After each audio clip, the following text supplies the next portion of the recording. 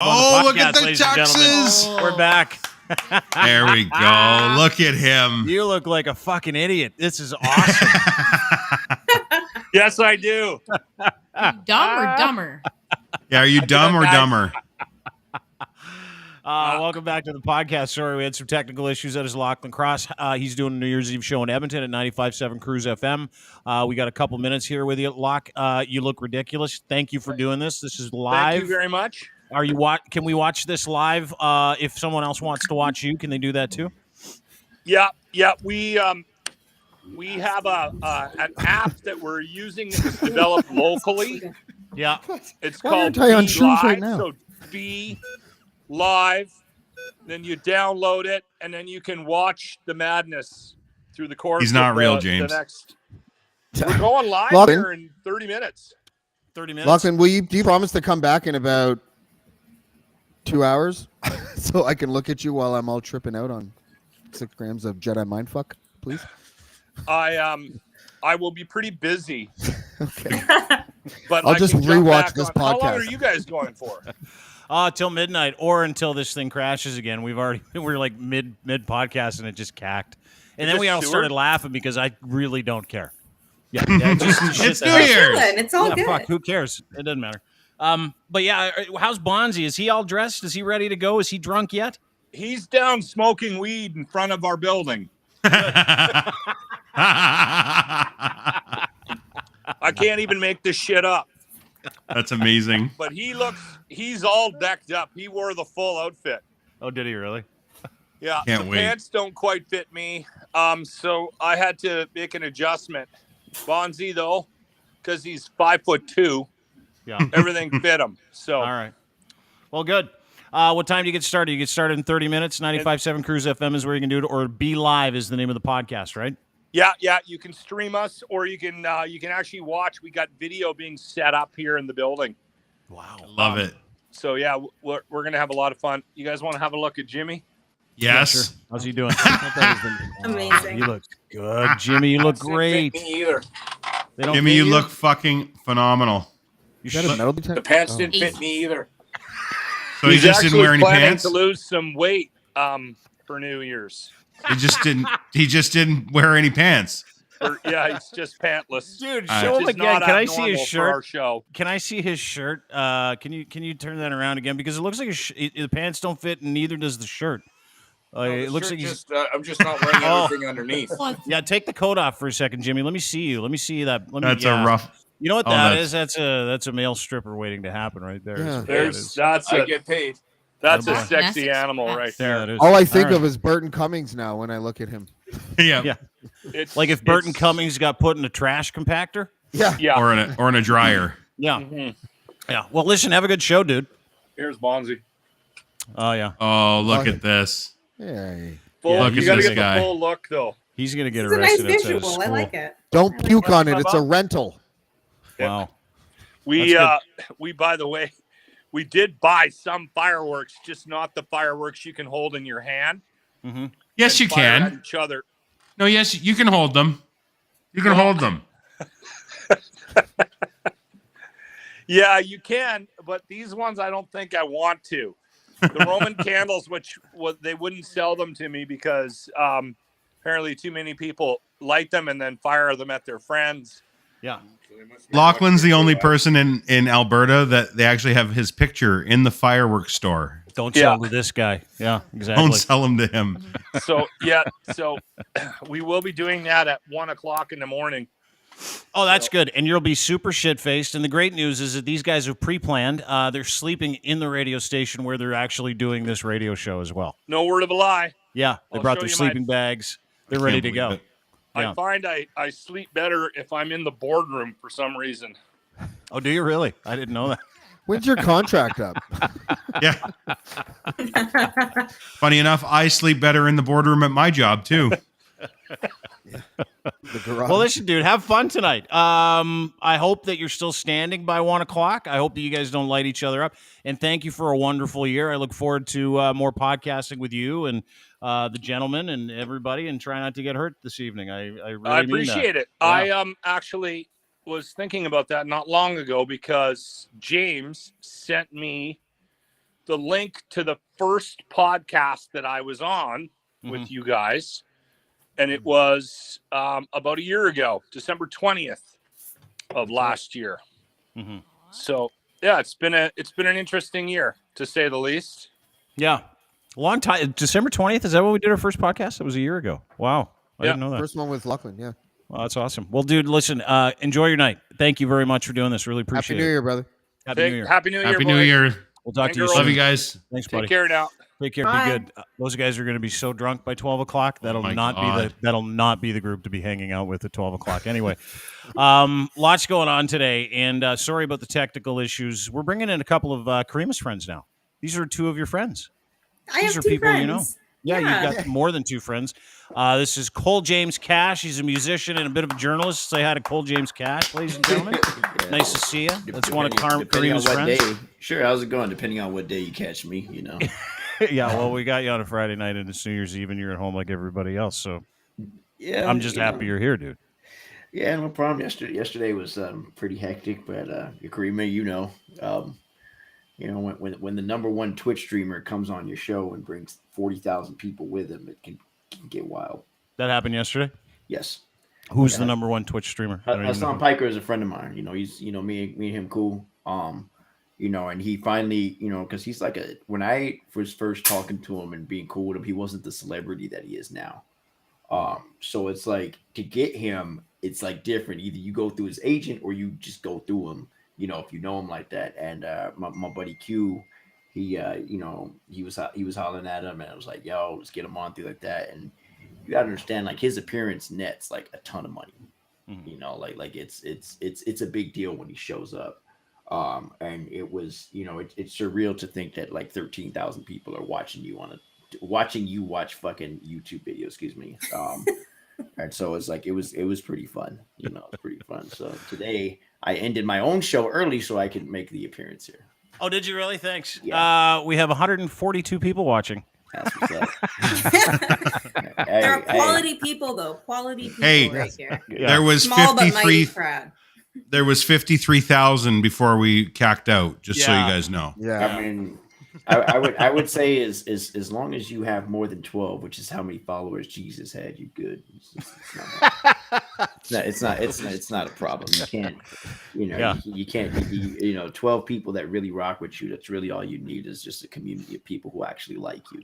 Yeah, and Karima has that. I mean, you're one of them. And then, of course, one of our guests bringing him on the program today, he's a lawyer. His name is David Schiller, friends with Karima. Mr. Schiller, how are you? Schiller's LLP. Good. Now, this is kind of cool. We've got a bunch of different worlds colliding here. Now, we've got Cole James Cash, who's buddies with Karima, and we've got David Schiller, who's buddies with Karima. David Schiller just won this lawsuit with Warren Kinsella against Maxime Bernier. You know, the one where Maxime was like, I'm not a racist. And then David Schiller and Warren Kinsella are like, well, here's some stuff. And then the judge is like, apparently you're racist. So see you later. But this is kind of cool. Like, Karima, take me through how you got to know these guys and each individual one and your relationship with them. So I'll start with David first because I know him first. He was actually my first commercial landlord. So when I was starting out my practice, I needed a desk and he offered one. And so that's how we, and from there, we've worked on a case together. And he's just been sort of a mentor throughout. And when things get hairy, as they do sometimes in my life, he is a solid rock. And sort of the same goes for Cole, who I met earlier this year in May, actually.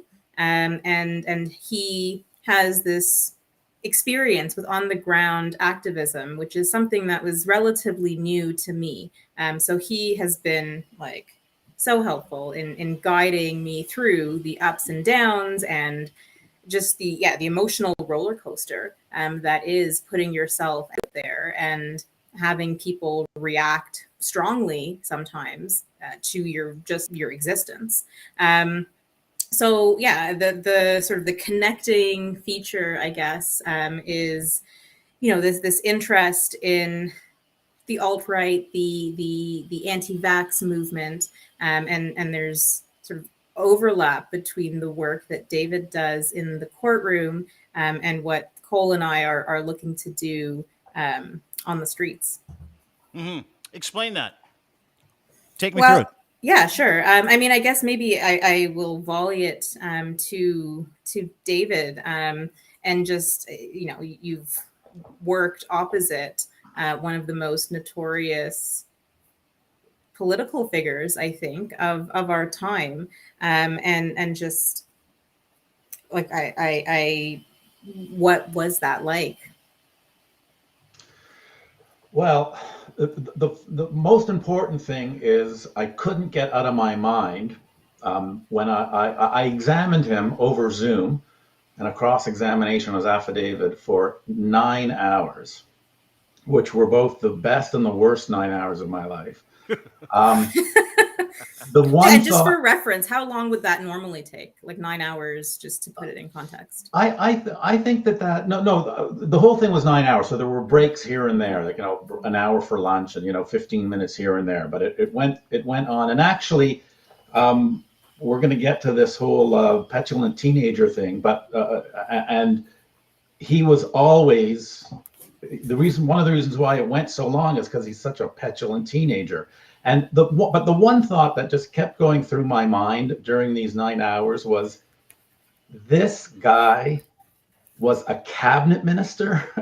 Like I couldn't believe that. Like, oh my God, if there was ever anything where he was called upon to like make an important decision, we would have been fucked. And that's my legal opinion. So you're the lawyer for Kinsella, Yeah. and what started the whole thing for Kinsella? Like what?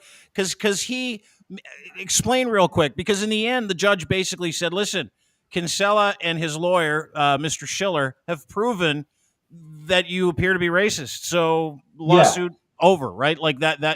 Is that what happened? Is that like how did you present that? Because you were arguing something in my mind that all of us were talking about and is very hard to prove in a court of law.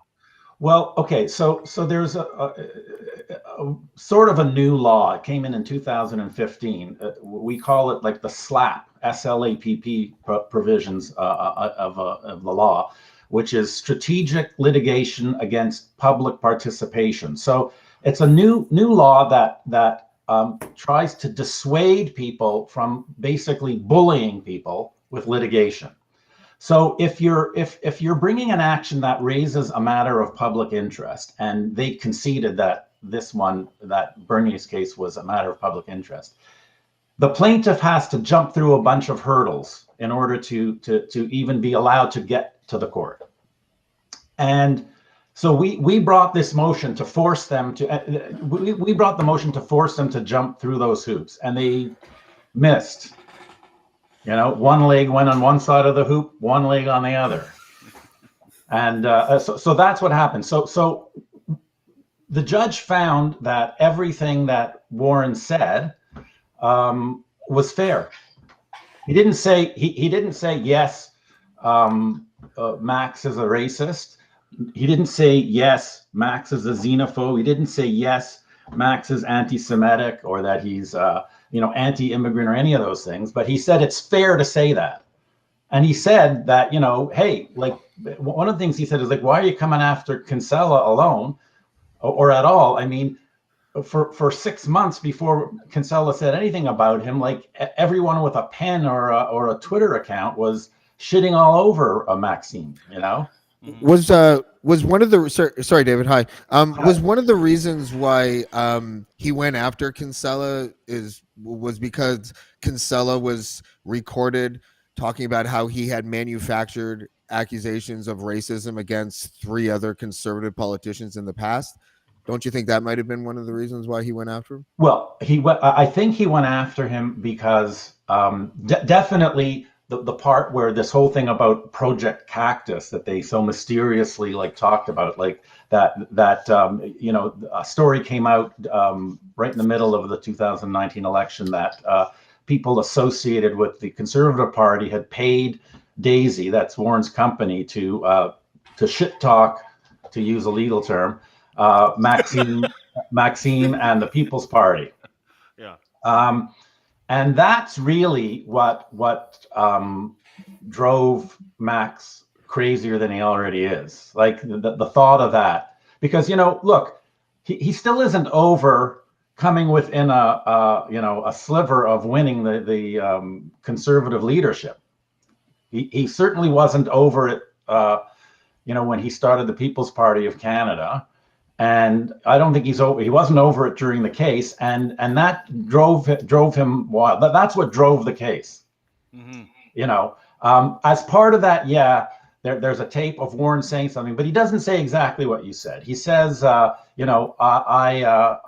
called these three leaders 20 years ago racist, but Max really is one. Right. So the implication was that I falsely accused these other people of being racist, but this time it's true. Right? Well, I don't think he said that. We'd have to look back on it, but but Max was very Max was forced to, and he said stuff that I thought for sure he wouldn't So there was all kinds of stories about the People's Party of Canada during the election in 2019, right? Stuff like a candidate would say something racist, and Max would defend the candidate, and then the whole board of the Winnipeg PPC party would resign because they'd release a statement saying the party's pandering to bigots and racists, and we can't take anymore. And some dingbat candidate in BC would they'd go and look at his Twitter account and see all of this crazy shit that he'd said. And Max actually said, he insinuated in his affidavit that Warren was behind all of this stuff.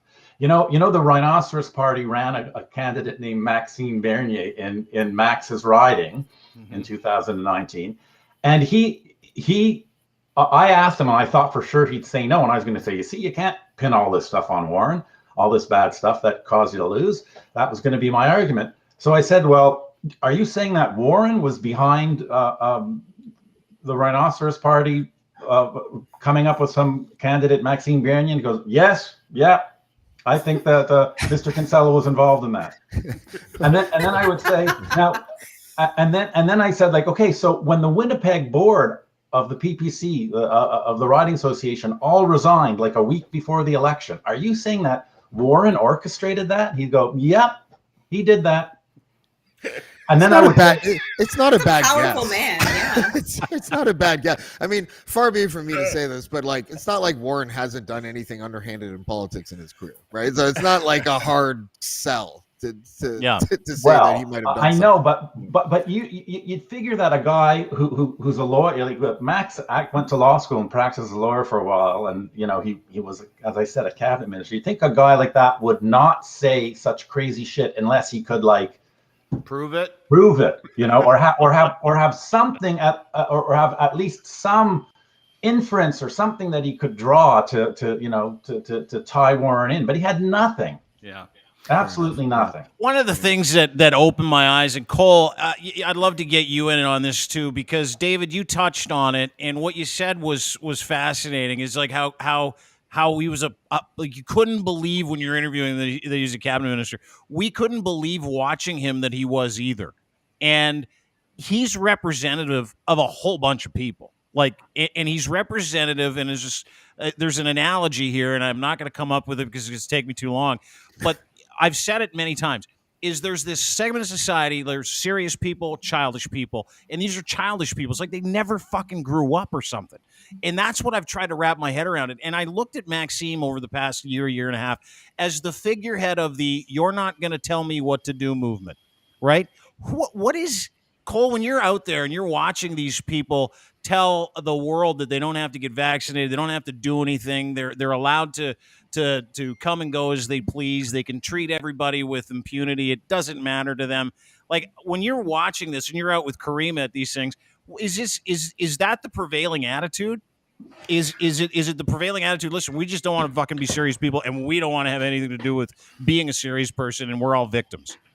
Well, for one, this is actually a pretty complicated answer because, as you guys know, I'm American, so I've been in this country only since January. So, what you have to understand is that there's a historical precedent for all these things, meaning anything that gets in the way of capital Like anything that gets in the way of either spending or investing money or being able to move money, there's always going to be a feeling of, well, you can't stop me from doing that. I hate to say this, but the precedent and the climate for that is always going to be there, because I have to be honest. This is a country founded on literally violating treaties in the name of capital. So when you have that, you're going to have a segment of the population that taps into that. In the United States, it's liberty and freedom over everything. I mean, you're talking about a sense of rugged individualism where people are willing to walk you off a cliff if it means I get to do it the way I wish to do it. Now, what you're seeing here, here's the thing about a Chris Sky, a Maxime Bernier, etc. What these guys, in Chris Sky in particular, the mistake that he made was not understanding that his role is to be the outsider that's adjacent to a political party while peddling their message, because they have the same message, the same goal. To peddle that message, right? And Sky didn't understand, this is your role. In the United States, the Proud Boys like an Enrique Tarrio, a Richard Spencer, for better or worse, etc. These guys understand we're not mainstream GOP, but we're adjacent enough to our message can get out to them so that we can do what we want to do and have the message that we want to have. The next, I talked to Kareem about this.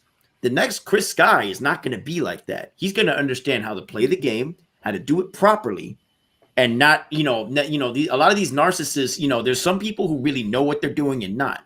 Another example is, say Trump. Trump's all about himself. But the next person who has his ideas is going to know what the hell they're doing. What I mean by that is, Ron DeSantis in Florida, he knows how to play the game. He knows how to govern. He knows how to issue policy. He knows what he's doing, The next time it's not going to be so funny. The next time it's not going to be so fun. What these people are looking for are the right environment to go back to what, in all honesty, what Canada is really founded on, which is doing what they wish to do in the name of capital, and in Canada's case, like oil pipelines, things like that.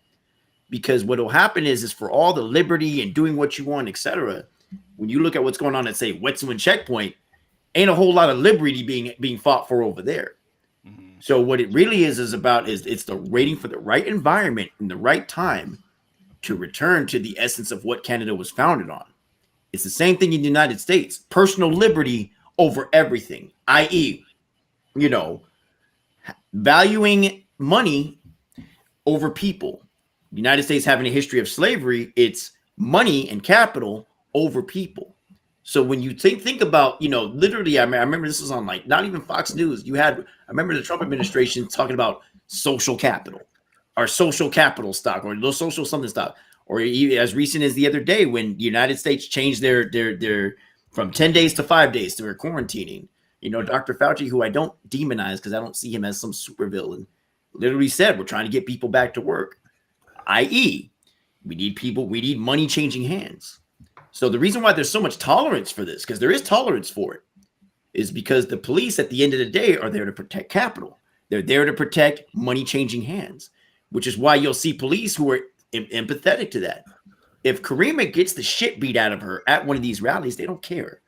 Because at the end of the day, they sympathize with this message, which is why he was allowed to do what he was doing. That's why I tell you guys, in all honesty, it's only going to get worse from here. Because these guys get better. Mr. Schiller, I heard what you were saying about Maxime Bernier. Like I said, the next guy who's younger and better at this is going to learn from those mistakes. And what you'll see is, be it they for liberal or NDP, at the end of the day, they're going to empathize with individuals who are like, you know what? These checkpoints that these First Nations are guarded, that's got to go one way or another. The NDP is literally in charge on the West Coast. Yet where were they rolling tanks out? At the end of the day, that's what it comes down to. So you're right. I think you're right. I think you're right, Cole. I think Trump was the litmus test. And as somebody like you that's from America that sees both sides of the political spectrum, it's almost like he unlocked a certain base that was it crossed the border, crossed from America into Canada, any Western culture, to pretty much give it license to breed and to thrive. And it's almost like they were just dipping their toe in, and the next wave of these guys, it's going to be, I think you're right. I think it's just going to escalate from this point. And it's scary. It's really scary. Yeah, but one of the things, and Nicole, I absolutely agree with what you're saying. I think that we're our eyes are off the prize sometimes. But what I'm talking about is like you're talking about the smart people that are pulling all the strings for all these other people. Maxime Bernier, to that extent, David, didn't seem like one of the smart people.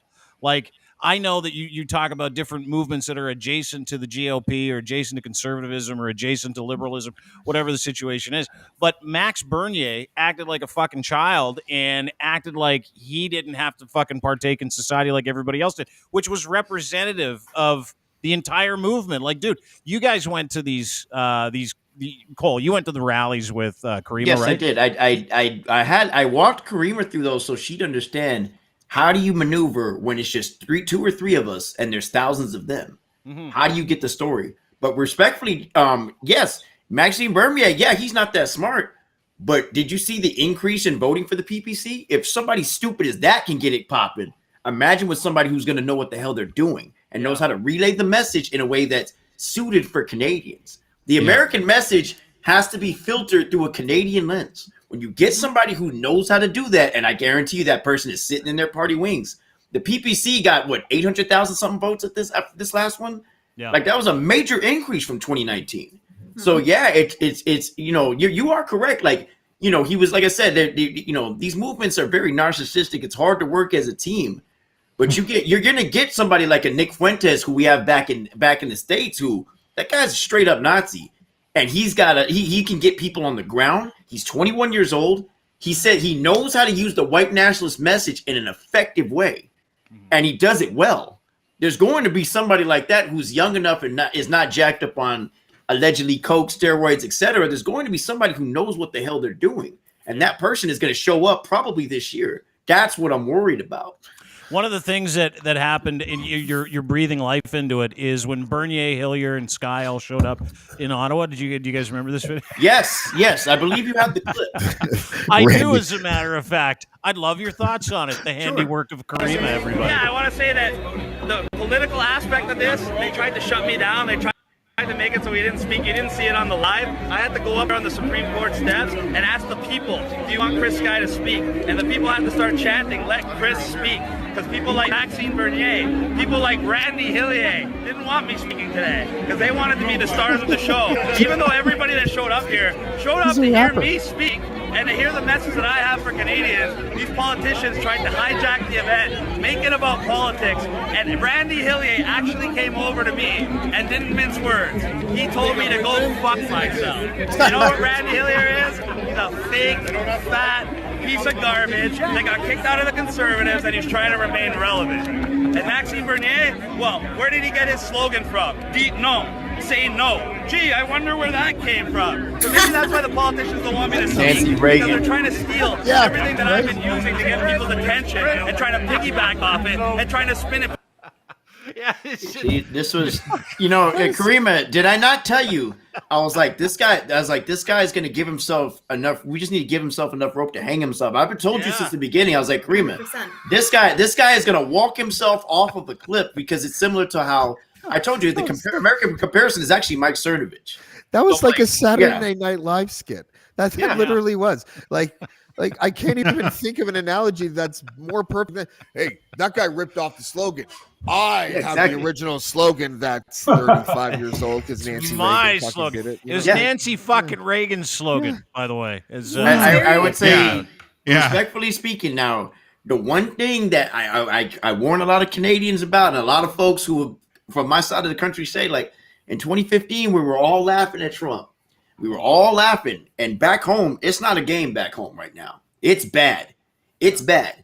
So what these guys do is, like I said, like Chris was too arrogant to not understand. Your position is to be adjacent to me, because if you don't have any type of political party or political pool, we can't protect you.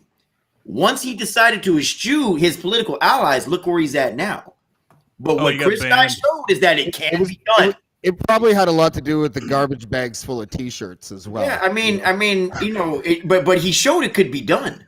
Dude, now, he's a fucking anomaly. Like he is so stupid, and he is so unwell that I thought there's no way this, and I've been following him for like 2.5 years, ever since this whole thing started. And I thought there's no way he's going to get off the ground. I thought the same thing about Bernier.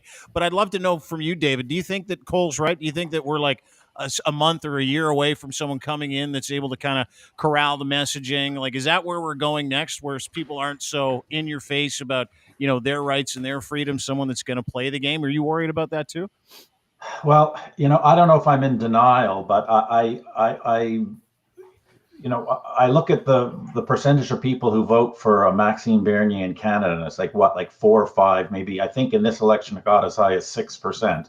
Mm-hmm. And in the States, you have 75 million, which I think the number I just throw out without knowing whether it's true is 30 to 40% of the people. Roughly, yeah. Okay, so I take comfort in the fact, and maybe it's denial, that they're 8 to 10 times more people, and that it's just I feel like we can now look at it as just how we're looking at it, which is some good entertainment, of a bunch of idiots, turning on each other. I mean, how does Chris Sky get me to I agree with him on one thing, and that's that Randy Hillier's a piece of garbage, and Hillier's got me to agree with him, but saying that Chris Sky can go fuck himself, but maybe it's denial, but I feel that we don't have the same sense of the rugged individualism and give me freedom or give me death, the same way America has. We do have it. We've seen we have it. These people are proof that we have it. We have Mark Friesen, the Herman Cain of Canada. He's willing to fucking die for. Can someone tell me what the cause is exactly? But he knows one thing. He knows is he's willing to die for it. So I'm not worried as much, but I think Cole. Hopefully, I'm not wrong. One of Cole's main points, I think, really stands out to me. I think that what you're talking about someone picking up the mantle, that's going to be something that happens in the United States. It's already happening. I actually think someone that's got kind of a televangelist vibe might even do it, because that'll still be a step down from Trump's flamboyance. But in Canada, all these interesting things have happened in the last year or so, where you had the Conservatives under O'Toole literally just turned their backs on the radical wing of their party, and just you can have them, Max. Basically, they moved to the center in a way that I haven't seen them do quite as pronounced. Also, Max Bernier just won the leadership of the PPC with 96% of the vote or whatever. Yeah. So that I don't think Canada's in danger of having some radical party take over for at least another decade. I don't think something like that's going to happen. And also, this is the first time that I've seen fuse together really ideological Christians with ragtag conspiracy theorists. I've never seen those two commingle. You got to be a conspiracy theorist to believe in Christianity. First of course, I would say what I'm saying, right? I would say they married. It's a weird marriage. The buttoned up conservatives with I only got about. Unfortunately, I only got about 15 minutes. But let me just say this: if it comes between pipelines and people's lives, pipelines are going to be chosen every time. And at the end of the day, if those pipelines and the capital that brings that is in danger, that's going to be chosen over people's lives. So what I'm saying is you need the right environment through a Canadian lens to make that happen. And somebody's going to figure it out and tap into it. Because Karima, I'm an operative from the United States. Karima, I literally done my best to guide you. It's mostly your work. But imagine when, right wingers who really know what they're doing, like I do on my side, with the connections that I have. Imagine when those guys are already up here, and I know it. Imagine when those individuals who find the right person to convey the right message through a Canadian lens that makes it, I'm here in Sudbury, the heart of Canada. I'm here in Sudbury, okay? And there's plenty of people who deep inside don't want mandates, don't want this and that. They might not be the outward message that America has, But there's plenty of people who empathize with the idea of, well, we shouldn't close this down. We shouldn't close that down. When it comes down to changing hands over people's lives, changing money is always going to be a priority. So you have to filter that through a lens like you were talking about. Maybe it might not be through the PPC. Maybe it might not be through a party change, etc. I didn't think we'd see what we're seeing in America now at such an accelerated rate. I did not see that coming. I'm from there. I'm from there. I've gone one-on-one with the Proud Boys, all that. I didn't think it would happen this quickly. I did not. But the type of environment that I see bubbling here is what I saw back in the States. So I'm just telling you that when it comes down to it, as much as, you're not in denial at all. It's just a matter of, sometimes seeing is believing. But at the end of the day, all you have to do to look at what Canada's priorities are is to look at the daily news on these checkpoints and these pipelines and the poisoning of the water and things like that. They're choosing money over people's lives. As long as that's a priority, of course that there's going to be a ripe environment for that type of extremism. How could there not? Mm-hmm. That's a fucking great point, right? Like we sit and shoot bullets at flags instead of looking at the foundation of the actual issue. And we were talking about it today because I don't know if you guys, everybody here boosted, vaccinated, everybody's kind of playing by the same rules. Everybody's trying to do what's right for everybody else. And this week, with the dropping of all the quarantine regulations and the dropping of the testing and all that stuff, because all that said to me was, let's keep the proletariats fucking working, right? For the elites. Let's keep people doing what they got to do. Let's keep people in the market. Let's keep these people working sick because there are rich people that really, really need to get pipelines built and manufacturing done and construction finished. And these are all people like, and I don't know where you sit, Karima, when you sit back and you take all this stuff in at the end of the day, but that's the issue here for me. Like the issue here for me is we have a major fucking problem. And I understand it because I've been on the other side of it. I go to the parties. I know the people. I know Doug Ford. I've seen him in action. And I'll tell you something, it's fucking sad a little bit, right? Like 2021 turned me into not someone who's I'm not a fighter, I'm not a right fighter, but it turned me into someone that's like, nah, fuck, this isn't right.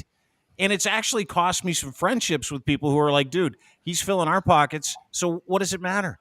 Like, what does it matter? You're going to get off. Everybody's going to be fine. It doesn't matter. But that's where we're at. Like, we're at this place in life where everything that matters to us doesn't matter to the people that govern this country, right? And that's what makes Maxime Bernier so scary to me, David. It is that he doesn't have a governor. He doesn't have a filter. And he also doesn't want Canada to work the way Canada's been working, right? Oh, I agree 100%.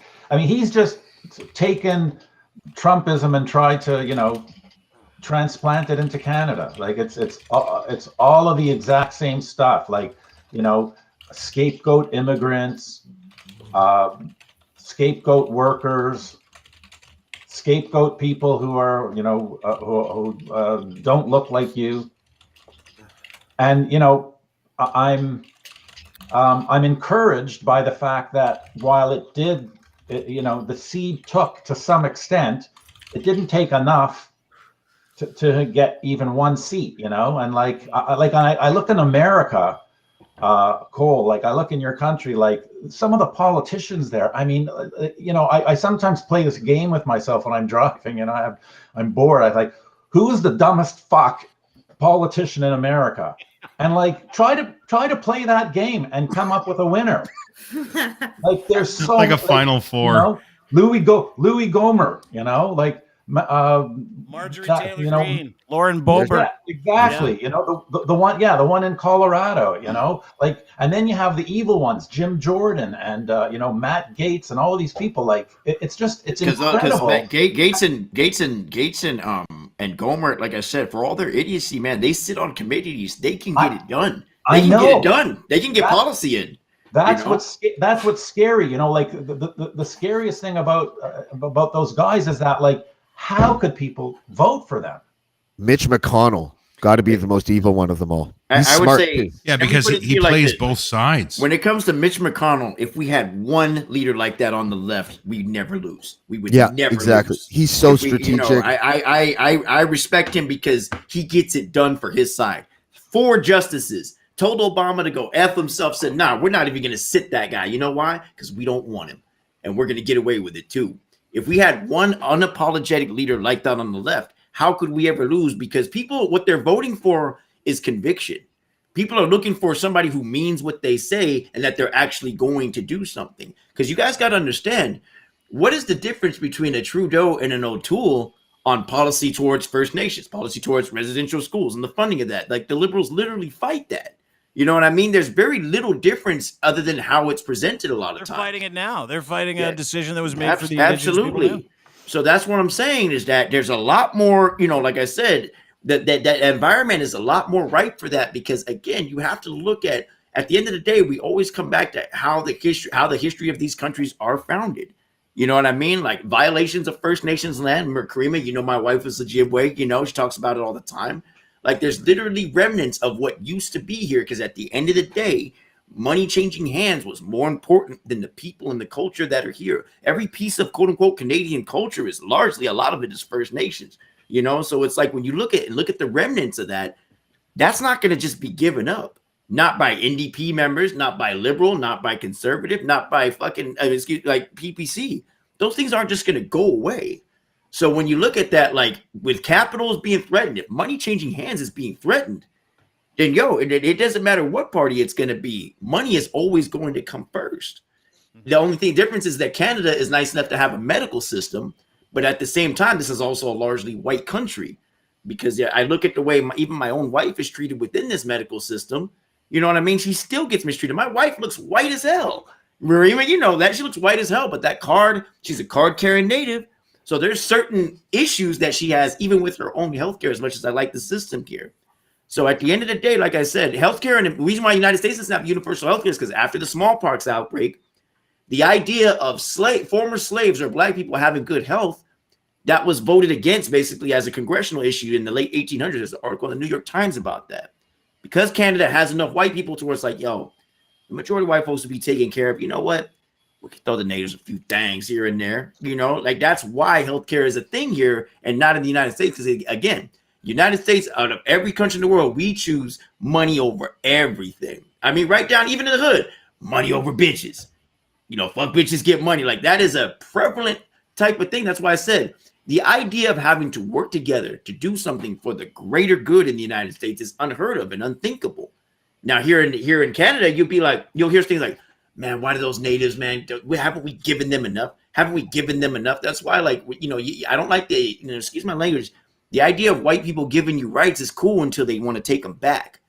You know what I mean? So the only thing you can do is work best within a system that's not made for you, especially for somebody like me and like Karima. One thing I wanted to tell you, Karima, remember what I told you, Karima? One of the things I used to motivate you, I said, I want you to name one brown woman in the West who's loved. Rashida Tlaib is one of the most popular women as far as names, and she is absolutely hated. At no point will you be liked, Karima. See, all you can do is stay on message, be genuine, keep your integrity, and report the truth, even with your own bias, but don't punch down. Is that not right, Karima? That's it, 100%. And that is a tough pill to swallow, actually. It's nice to be liked, but that's out the window. I like you. The important. I'm sorry, I had to cover a lot of stuff right now, but no, like I appreciate it. I have limited time, and like I said, it's for me. Like I said, I very much feel it's important for Canadians to understand. I saw this back home.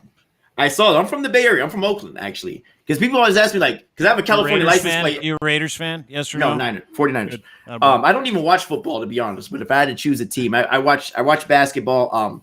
As was stated earlier, Kareem, I was with Q, talking with Q earlier. I said, listen, bro, I'm very hurt over that Toronto Raptors championship. I'm like, listen, a Canadian team cannot win an American championship. That's fraudulent. Like, I come up with all types of QAnon conspiracies as to why the Raptors beat the Warriors. Because we invented basketball. Yes, you did. Kevin Durant snapped his Achilles, and Klay Thompson wasn't in. Dude, it's Klay Thompson's barely coming back. But yes, that's to get a high stick. I don't know. But I'll say this, man. I was happy to see Canada win something, because you know what? Like, you know, not since the Vancouver Grizzlies or the Raptors ever made it that far, so I'm happy about it. But at the same time, people always ask me, like, why are you in Sudbury?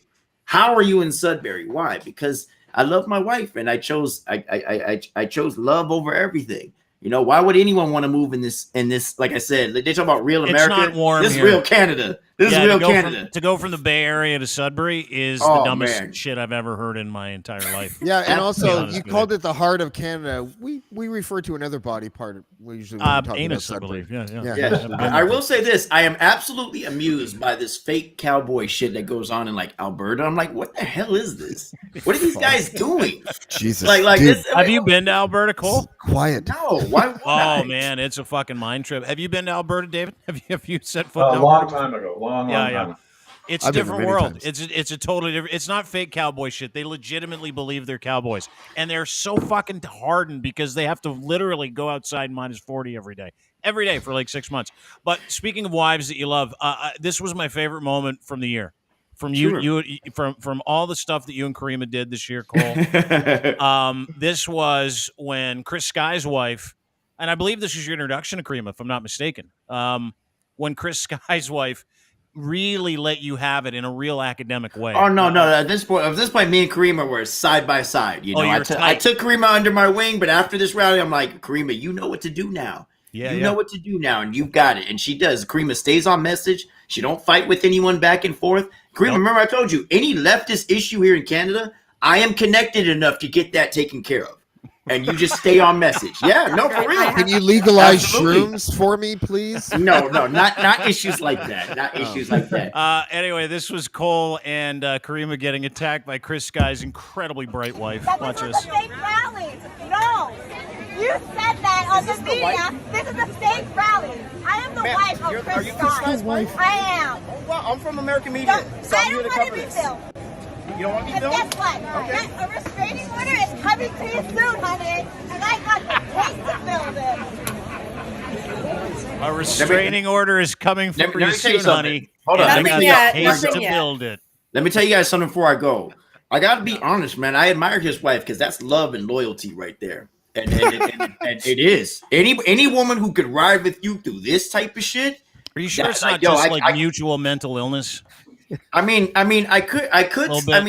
could say that, but at the end of the day, I see a woman who followed me everywhere, made sure she knew where I was, said, no, you are not getting in between me and my man. As bad as their relationship might be, right? I mean, you know, she puts on a good face, and at the end of the day, I don't like punching down. I don't like dehumanizing people because there's so much of that. You know, that's why we don't talk to each other. I mean, Karima, I was getting hit on at these rallies, and I'm vaccinated. I was getting hit on. Why? Because I treated people like humans. I talked to them, you know? And so, but what I saw from Chris Sky's wife, I'm like, yo, Jenny Sky is a boss. She followed me everywhere. She just reminded you of East Oakland. That's all that was. I mean, listen, you guys, Karima, you know my background. I've been shot. I've taken 2 bullets, you know. You've been shot twice? Where? I mean, I in my legs. I am a veteran. Okay. I am a veteran, United States Air Force. Like I've seen just about everything there is to see as far as that goes. So these situations are not that big of a deal to me, but in all honesty, as much as, you know, it's fun to like roast his wife and things like that, at the end of the day, like everyone in this room is sitting there who has done a lot of things for a partner who wasn't worth it. And that's what she's doing right now. So, you know, I call out the negativity. I call out the false things and things like that, but I don't like to dehumanize because at the end of the day, the dumb shit she's doing is on camera. Lord knows y'all don't want to do the shit I did. I cheated on my kid's mom. That's why we're not together. Like it's you know, it's easy to look good when your worst moments are on camera. So I just try to like let her know, like, yo, we were just here to talk to this. We disagree on this. Like I tell Karima, report what's wrong, this and that and the other, but don't add on to it because then you just dehumanize it. And these folks already feel like that. These people already feel like no one's listening, etc. A lot of these people are lonely. You know what I mean? A lot of these people, like I said, when you talk to these folks, Karima, before I go, what did you notice when I would talk to them? What did you notice? Well, I think when you approach it with sort of a smile and a friendly attitude, even if there's a disagreement, there's at least going to be some kind of an exchange, right? Yes. And that was very instructive, actually, because, you know, I had to find my own way of liaising with people at the rallies, and it ranged. But you know, doing it sort of chest out and not aggressive, not adversarial, listening, right? And you just hold up the camera and they will sort of put themselves out there. And rope. It goes back to the same thing we were just talking about rope. Really, yeah. My dad used to say it to me all the time. Just give people enough rope, and they'll do what they're going to do. Right? Yes. That we all know that. Now I understand why I would understand why you guys why you guys might roast her and this and that, and she do have it coming.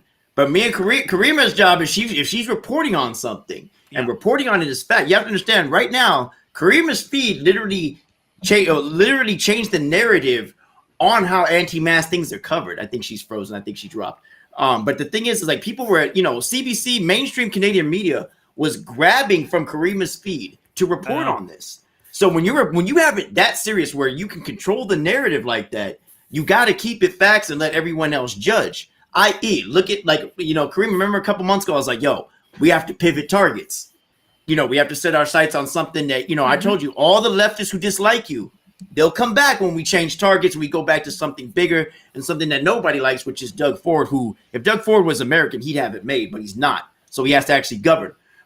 Respectively speaking, though, what his daughters were saying, this and that, Karima's one like, yo, you see his daughters doing all that? You see his daughters doing this and that?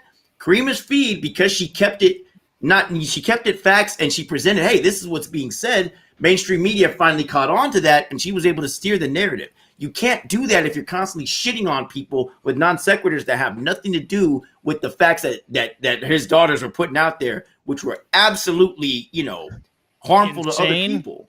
Yeah. Yes. Yeah, absolutely. Cole, listen, I know you got to go. Appreciate you being here, my brother. Thank you so much. Thank you, Cole.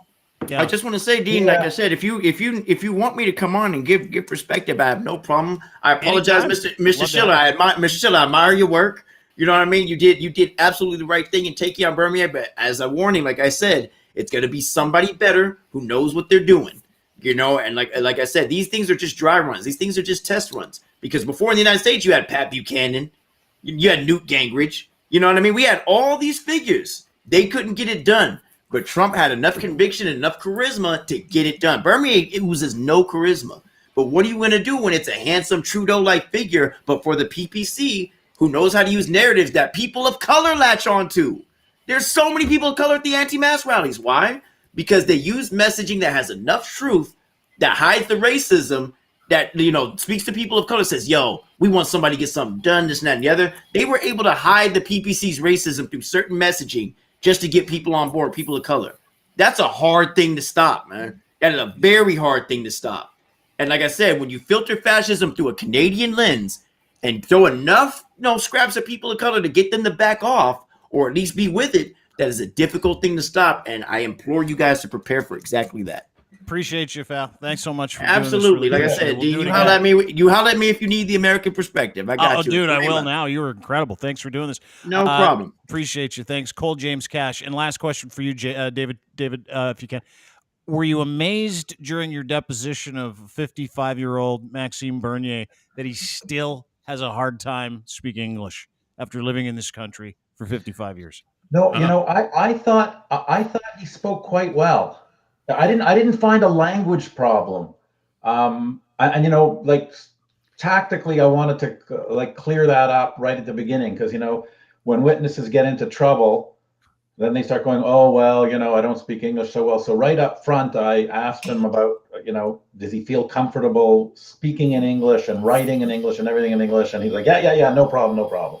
I don't find that. I didn't find that. I just found, sort of typical politician, you ask him his name and he gives you his stump speech on every answer. And, I had to make a rule when I interviewed him not to say that he always said, I'm doing politics differently. That's why the People's Party of Canada do politics differently. I was just like, you can't say that for the rest of the interview. And a couple times he was like, we do politics in a way that other people don't do politics. So he would do that on every answer.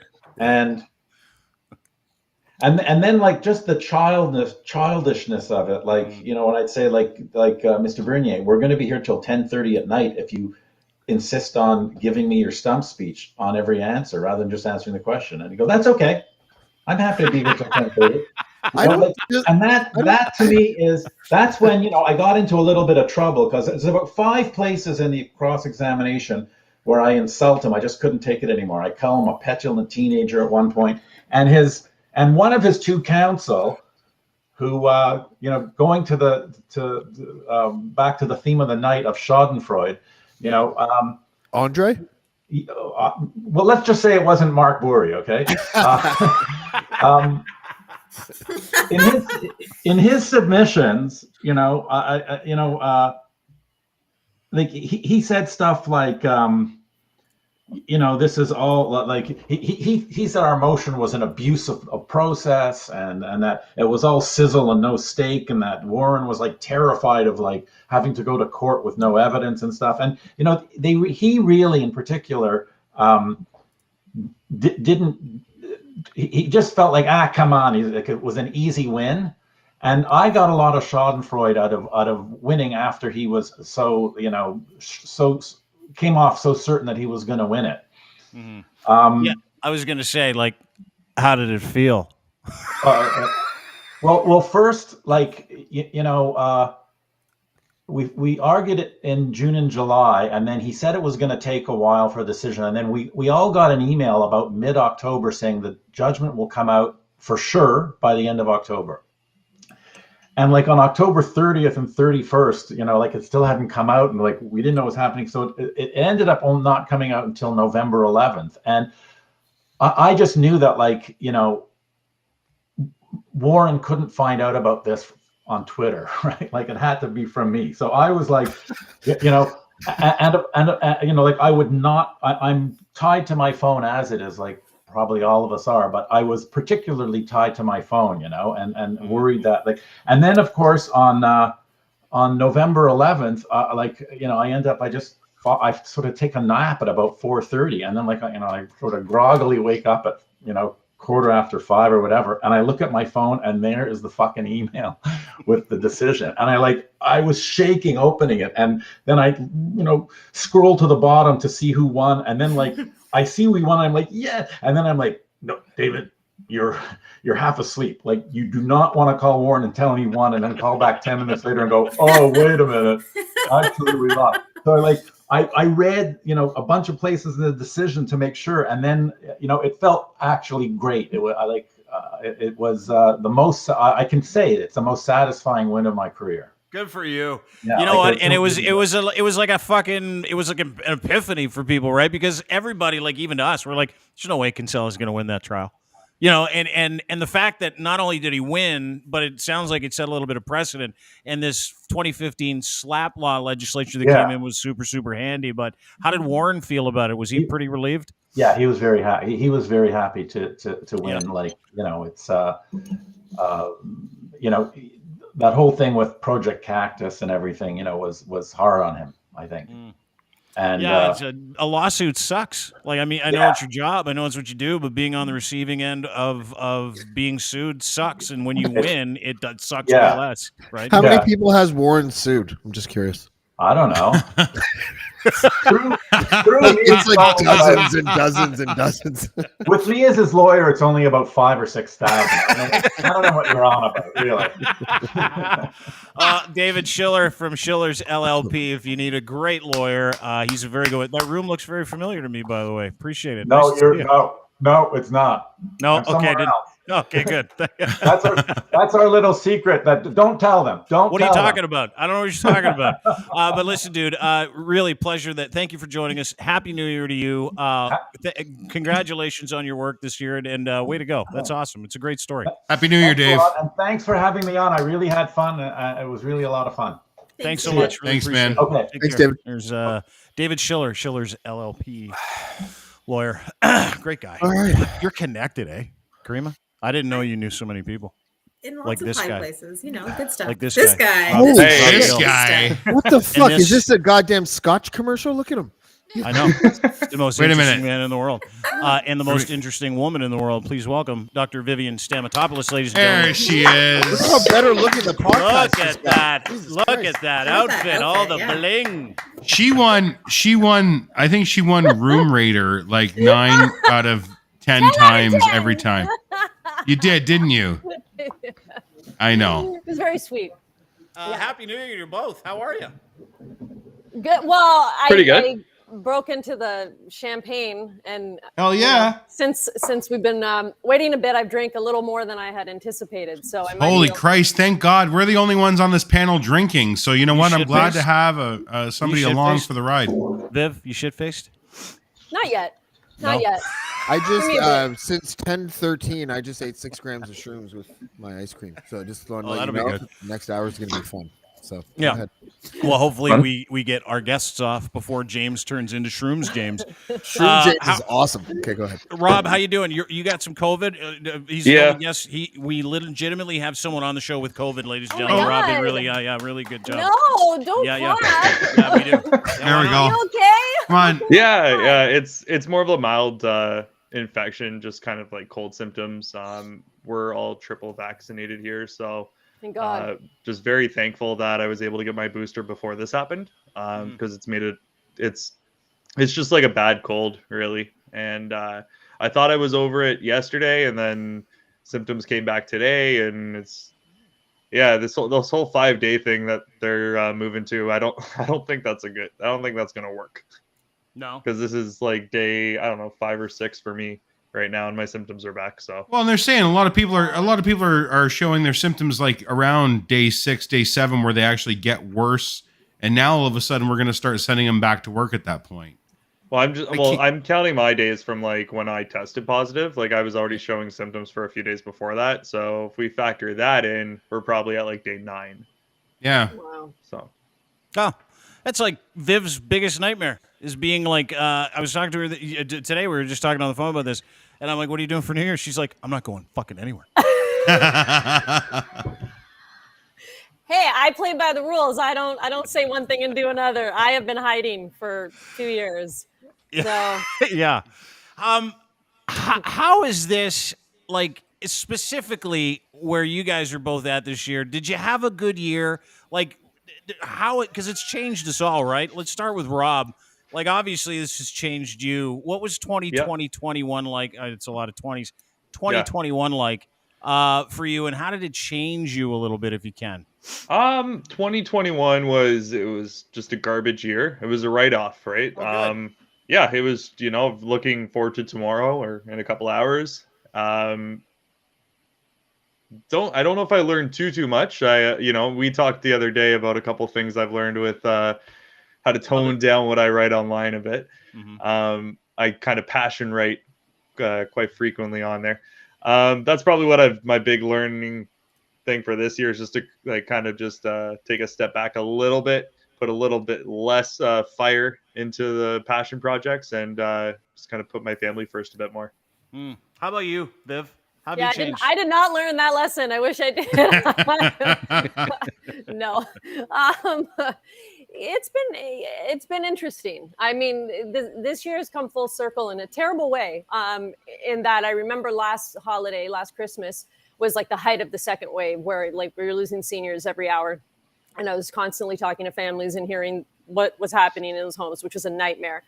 And then here we are again, and we have the vaccines, thank God, and a lot of the residents have their boosters, so the mortality isn't there, but they're being locked up again. And it's not good. It's not good. And there's no plan for what to do with the staff. And we've got over 500 staff sick right now. And we're hearing the families are being asked to volunteer.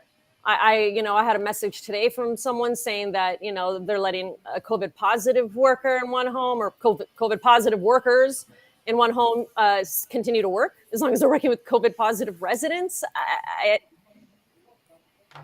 So it's not a great time. I think I learned that, Groundhog Day repeats itself in long-term care. Yeah. But that you got to keep pushing because you get little victories here and there, and they matter. Mm-hmm. Yeah, one of the things that you and I were talking about earlier was, how much has changed just for you, right? Like, you started the pandemic with what, 400 followers? You have a good 25,000. Like Rod Phillips can't fart without you saying that smells. It's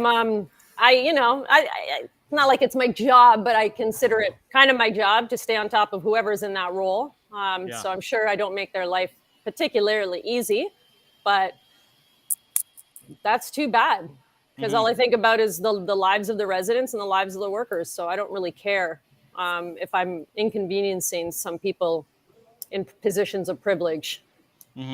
Yeah, Ashley is a PSW. You guys actually talk quite a bit. Yeah. Not a PSW. Not a PSW. Why are you Well, shaking she's your head at me, working. right? She works in. She works in healthcare. Yeah, I'm not going to say. I work in long-term care. Yeah. She works in long-term care. Yes, I work in recreation therapy. And oh, my bad. Sorry, Ryan. You're just shaking his head at me like, get it right. Get it right, dude. But is this like, is she like your hero? Is she one of your heroes?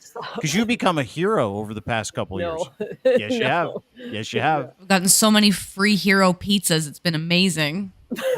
Thanks for that I can't eat with my coworkers. It's been awesome. Yeah. Oh. I don't even know what to say anymore. Like, it's just, I'm exhausted. And it's the same thing. It's the same thing as last year. It was like, hey, you know what? It's going to be a rough Christmas. You know, let's just like strap in and we can get through it. We're all in this together. And then it's like you said, Groundhog Day. It's worse this time around because it's like, okay, who has this one? And is it spreading like wildfire? And did you just cough? And did you just sneeze? And it's like everybody's on high alert right now. And yeah, we just locked all of our residents up too. I have a cold, so I'm not allowed inside. Is that she hasn't been to work in a week? Yeah, it might be COVID. It might not. I don't know how I feel. She can't get a PCR test. It's great. She can't? You guys not have rapid tests at work? Well, and this is just it. Like, I got tested at work before I got sent home, but was it too soon? Because that was negative. But I've been sick since. Yeah. Fuck. So here's hoping that it's yeah, not 2022 is going to be better. It will. I have a feeling it'll be better. And because you know what? It's funny. Like, we're leaving all this stuff behind. Like, I was thinking about this the other day when I was putting this list together. I don't know if you guys know this. Is I put a little list together called the Assholes of 2021. Have you guys seen any of these?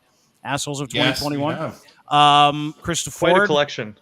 This is the time that we live in. Krista Ford, she gives everybody her vitamin rituals every day. Tells her this is a premier's daughter. She was number 5. Number 4 was Randy Hillier. Again, he works for the government. Number 3, Ezra Levent. Number 2 was Adam Skelly, and number 1, of course, was our boy Doug Ford, because he chose to do everything wrong every single time. But I was laughing at the list today because I thought to myself, every single one of these people had something to do with an inconvenience in my life this year, right? Like, every single one of these people had something to do with an inconvenience. But are we harder now because of it, Viv? Like, do you find that because you've gone through this last couple of years that you're a little harder, or that you have to kind of leave some things behind in 2022? No, I'm hardwired this way. This is going to be my downfall. You know this, Dean. I care too much. It's going to be what kills me. I know it. I'm going to have 100 ulcers by the end of the. I can't stop. I can't. Even if I wanted to. Trust me. You don't think my family is concerned. You don't think that my friends are like, this isn't good for you. Like, I don't talk about how it affects me, but you better believe it affects me. I don't sleep all that much. It lives with me. The shit that I hear, pardon my French, and knowing what these families have been through. I'm one of those people. I'm an empath, and it doesn't sit well with me. And when I see bad stuff happening, I can't stay quiet. I can't do it. I've always been this way. This is how I'm hardwired. So no, I'm not going to stop. If things have to be said and things have to be done. I mean, like, I think to myself some days, and me and Dean, we've had this talk.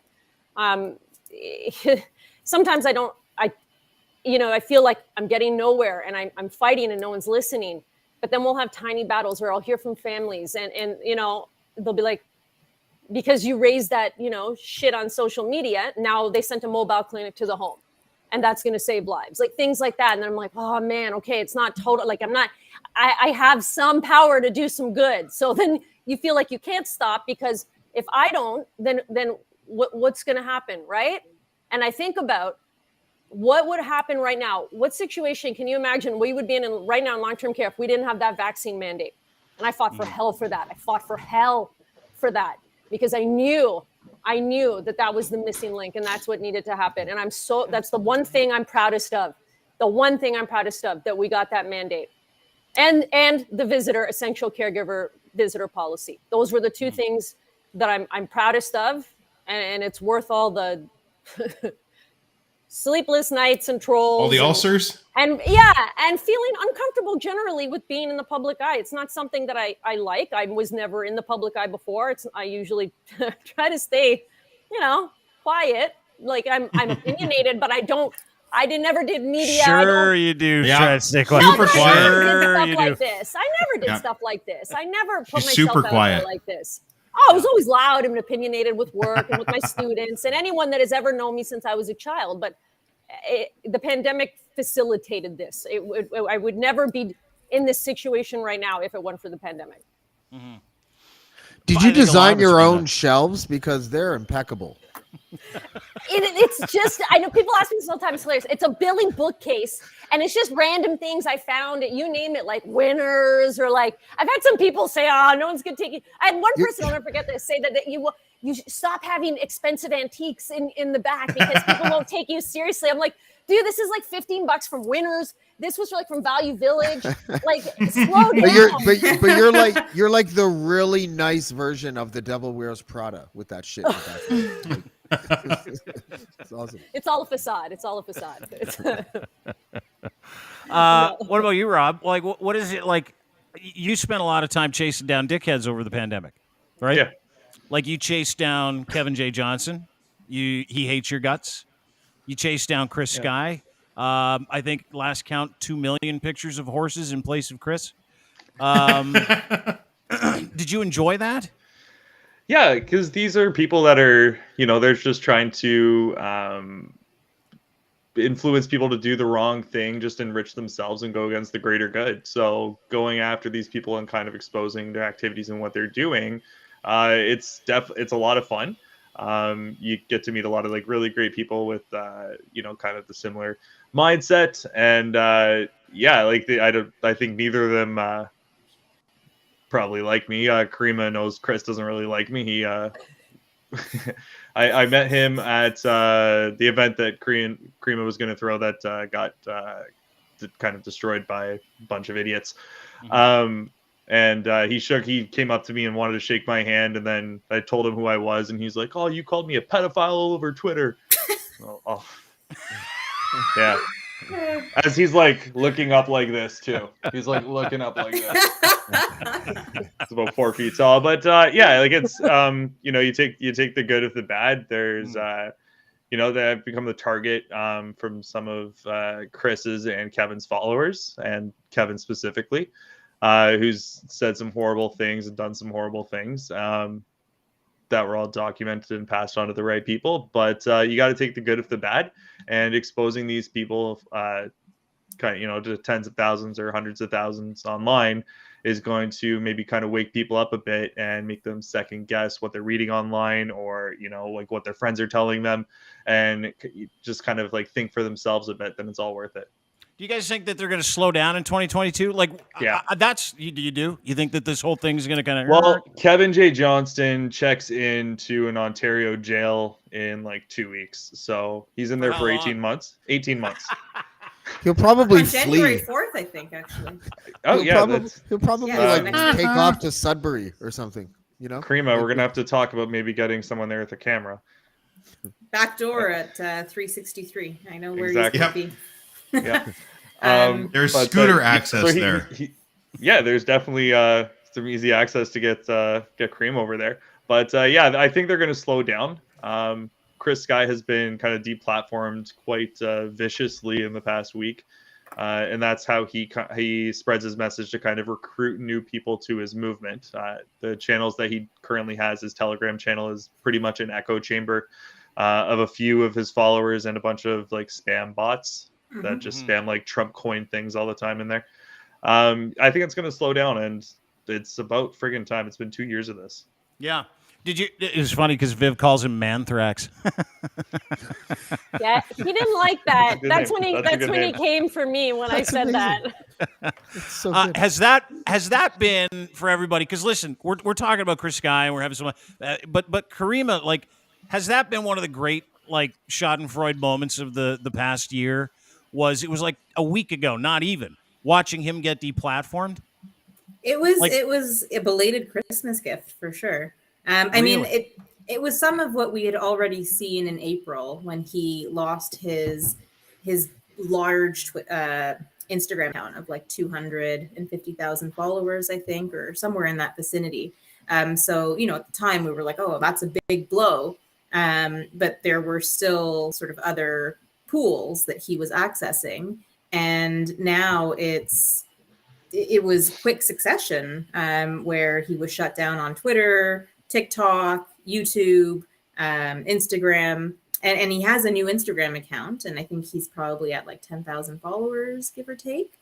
But that's a far cry from where he was originally at. And I think that the reach will be less and less because he's been exposed so effectively through like a crowdsourcing of information, and you know, just putting the spotlight on what he does. Cole is probably right that there will be others and a new crop of people who show up, and I don't think that the underlying sentiment is going away anytime soon. But I think that we really can put these clowns to rest. Karima, isn't Dan Dix someone that kind of flies under the radar but has a pretty big following and has been around for a long time? Yeah, I never hear anyone talking about him. He's so under the radar that I don't think I know who that is. Press for is it Press for Truth? That outlet out of Vancouver. Dan Dix, I'm telling you, like he's got a big following. Has to do with the beard. Like, yeah. With the beard. He's like the Canadian Alex Jones. He's been around for like 15 years or something like that. But he's all over that shit. And just like an uber douchebag. Like he walks around the city of Vancouver and he tells, just like he's that hipster. He looks like Rob Gill, only not with Rob Gill's sensibility. Yeah, he looks like Rob Gill got punched in the face a bunch of times. Great, wonderful. Yeah. Welcome to the show, Rob. Yeah, this guy better be attractive when I look him up. If he's not, no. No. We're saying if you were really ugly, forget it. Like the Danny DeVito twin thing, you know, you'd be Schwarzenegger. Don't even. Don't even put his name in You're my name. Schwarzenegger. Oh, okay, you're the Schwarzenegger. Yeah. Did you guys see that TikTok has banned any Chris Sky hashtag? So if you upload a video and you put hashtag Chris Sky and then you search for it, nothing comes up. That's amazing. It's the best. I just checked it again now and nothing, man. There's nothing on there. You search that? I mean, it's about time, but it also and some of the feedback that I get is, well, you are supporting censorship, and it's, you know, I think that's a pretty narrow way to look at it if you consider the substance of what's being spread. And you know, his pinned tweet right up until he got banned was spreading lies about the Houston concert where people died, and you know, attributing that to their vaccination status. And you know, those little poison pills can actually get rooted in people's minds. And just yesterday on his new Instagram account, there's like little children who their parents are filming and broadcasting on this man's feed, saying, you know, don't get your booster. And it's concerning. So I think that that's like the right move on platforms, but like these large companies, and Facebook is probably the worst of all of them. You know, they profit off of the spreading of this misinformation and like the outrage that it generates. So they can't really be trusted to do this censorship. So it's a tricky like conundrum that we're in, because we can't trust ourselves. And it's difficult too when he does get censored from one of these platforms. He makes like a second account. Like Instagram's pretty bad for this. Twitter's pretty good for it. Twitter spots it usually right away and just knocks him out of the park. But Instagram, they don't really have a mechanism to report someone that's created a new account to circumvent a ban from the platform. Mm-hmm. And when you report anything to Instagram, it all goes through their AI. It doesn't go through fast. It takes like weeks for their AI to even look at it. And their AI always says there's nothing wrong with it. Like after Chris Sky's account, like his normal one, got banned on Instagram, a day later, I got a notification from Instagram for saying an update to a report I made for one of his posts. And the update was nothing was wrong with it. Yet he was booted off the platform. prior than that. So it's pretty difficult, getting them kind of off here when they just keep popping up again. It's like a game of whack-a-mole almost. I got to tell you, I'm going to miss him. Are you leaving him in 2021, Dean? No, but like, did you guys not laugh at half the shit that he did because it never worked out? At all the shit that he did. Viv, you know look what? at me like I farted. What? Like, did you not enjoy some of it? Like this one where he was at the mall telling people, "Let's go in the mall," and no one went in the mall. My like, did phone number, because if there's any people of substance and resources actually watching this, who actually have a set of balls, a set of morals, and actually want to help their country, they can contact me, because my number is public. Because unlike the politicians, I have nothing to hide. I'm not afraid of anybody, and I'm actually here to help. So here it is, world. Look at him. Hang on. Wouldn't Adam Sandler So when have you played buy him in a movie, right? Like years ago? Absolutely. He's an Adam Sandler Viv, movie. You know? Viv, come on. You're not this hunk of man meat acting like a tool on. It's not a hunk, Dean. It's more of a nugget. A nugget of man meat. Like that's the thing is like Karima. Like part of me is like I'm so proud of you, but the other part is me like fuck. I'm gonna miss seeing this crazy bastard around. Do you not? Are you not gonna miss any of this, Viv? No. I want it gone. I think it's just so dangerous. I think it breeds extremism. It breeds this far right, really toxic culture, and I want it done. He can't be gone soon enough, as far as I'm concerned. I think it's really dangerous. I know it's funny to laugh at him. It's very easy to mock him. Very easy. Yes. But it's dangerous. I mean, 250,000 followers is not nothing. And that kind of platform, and he's done quite a bit of damage in a small amount of time. I think just if I may, Ryan, sorry, I stepped on you earlier, so maybe Ryan, I'll make it quick so that you can get your point in. I just wanted to say, though, that we might be playing with fire a little bit because I don't think that anyone should be banned from these platforms unless they threaten violence directly. I think it should be that black and white, because one day a conservative is going to own a platform, or we're gonna have a conservative government, or something conservative will be within the power structure that is going to say that Karima is going to be banned because of the things that she says, or some other left-wing activist or whatever is going to be banned because of what they say, because it goes against the ideology that is the elected government or something at the time. So That's I think already the case, though. But I think we need to just be careful, though, and just make sure that we're not like creating something that is kind of slightly Orwellian, where we're like, free speech is supposed to be absolute unless you're threatening violence or something. And like if you're spreading disinformation, well, the best remedy for bad ideas is good ideas. Like I don't see censorship as a long-term strategy for something positive. Yeah, I don't either. I block them right away. The moment they screw up, block. I censor. Yeah, but that's different. That's you choosing to block somebody. But when and if I worked at Twitter, I would do the same thing. I would boot them off the platform. What we know, though, is that platforms like Twitter, like Facebook, like they amplify. They amplify this. Like so it's the opposite of censorship, and I think it gets to a point where the optics are such that all right, we'll get rid of him, but that's not sort of the norm, and what you're describing, James, like already happens. I think particularly with people doing sort of activism on Indigenous fronts, accounts get shadow banned, get sort of automatically will unfollow or have their followers unfollow, get shut down. Like one of my followers was suspended and almost lost his account for like jokingly threatening a Muppet, but like the majority of his feed is quite like intense politically. So I think it's you're right that it is cause for concern, but I think that what you're describing is already the status quo. It feels like social media itself is the problem. Like the algorithms themselves is the problem. Because if I want to go see content, I should have to punch in your name and go find you. Instead, my home feed will feature which is fine by me, but I'm just saying, will feature all these posts from Karima and from Dean and from Ryan because the algorithm says that those are my people. But it's like, if they're my people, I'll seek them out. Because the algorithm is the thing that creates the chaos, right? Like that came out this year too, isn't it? Like the social media platforms themselves are designed to create conflict so that people will stay.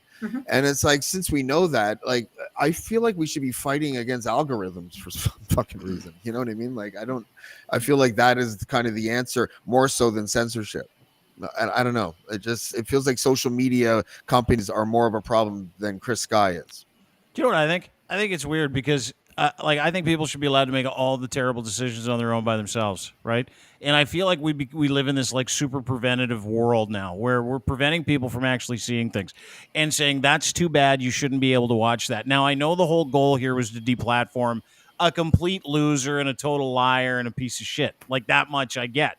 I understand that, and I'm okay with that too. But it's a weird position to be in, right? When part of you is like, oh, I'm sad to see him go because I loved watching him eat shit at the mall.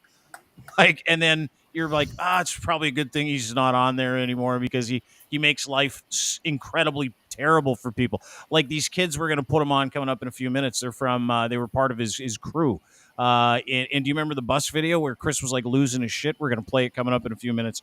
And I thought to myself, a guy like that physically has to be stopped. And we allowed it. We allowed people to act like this. We in fact, we encouraged it according to algorithms, which is what James was talking about. And I totally think that that's true.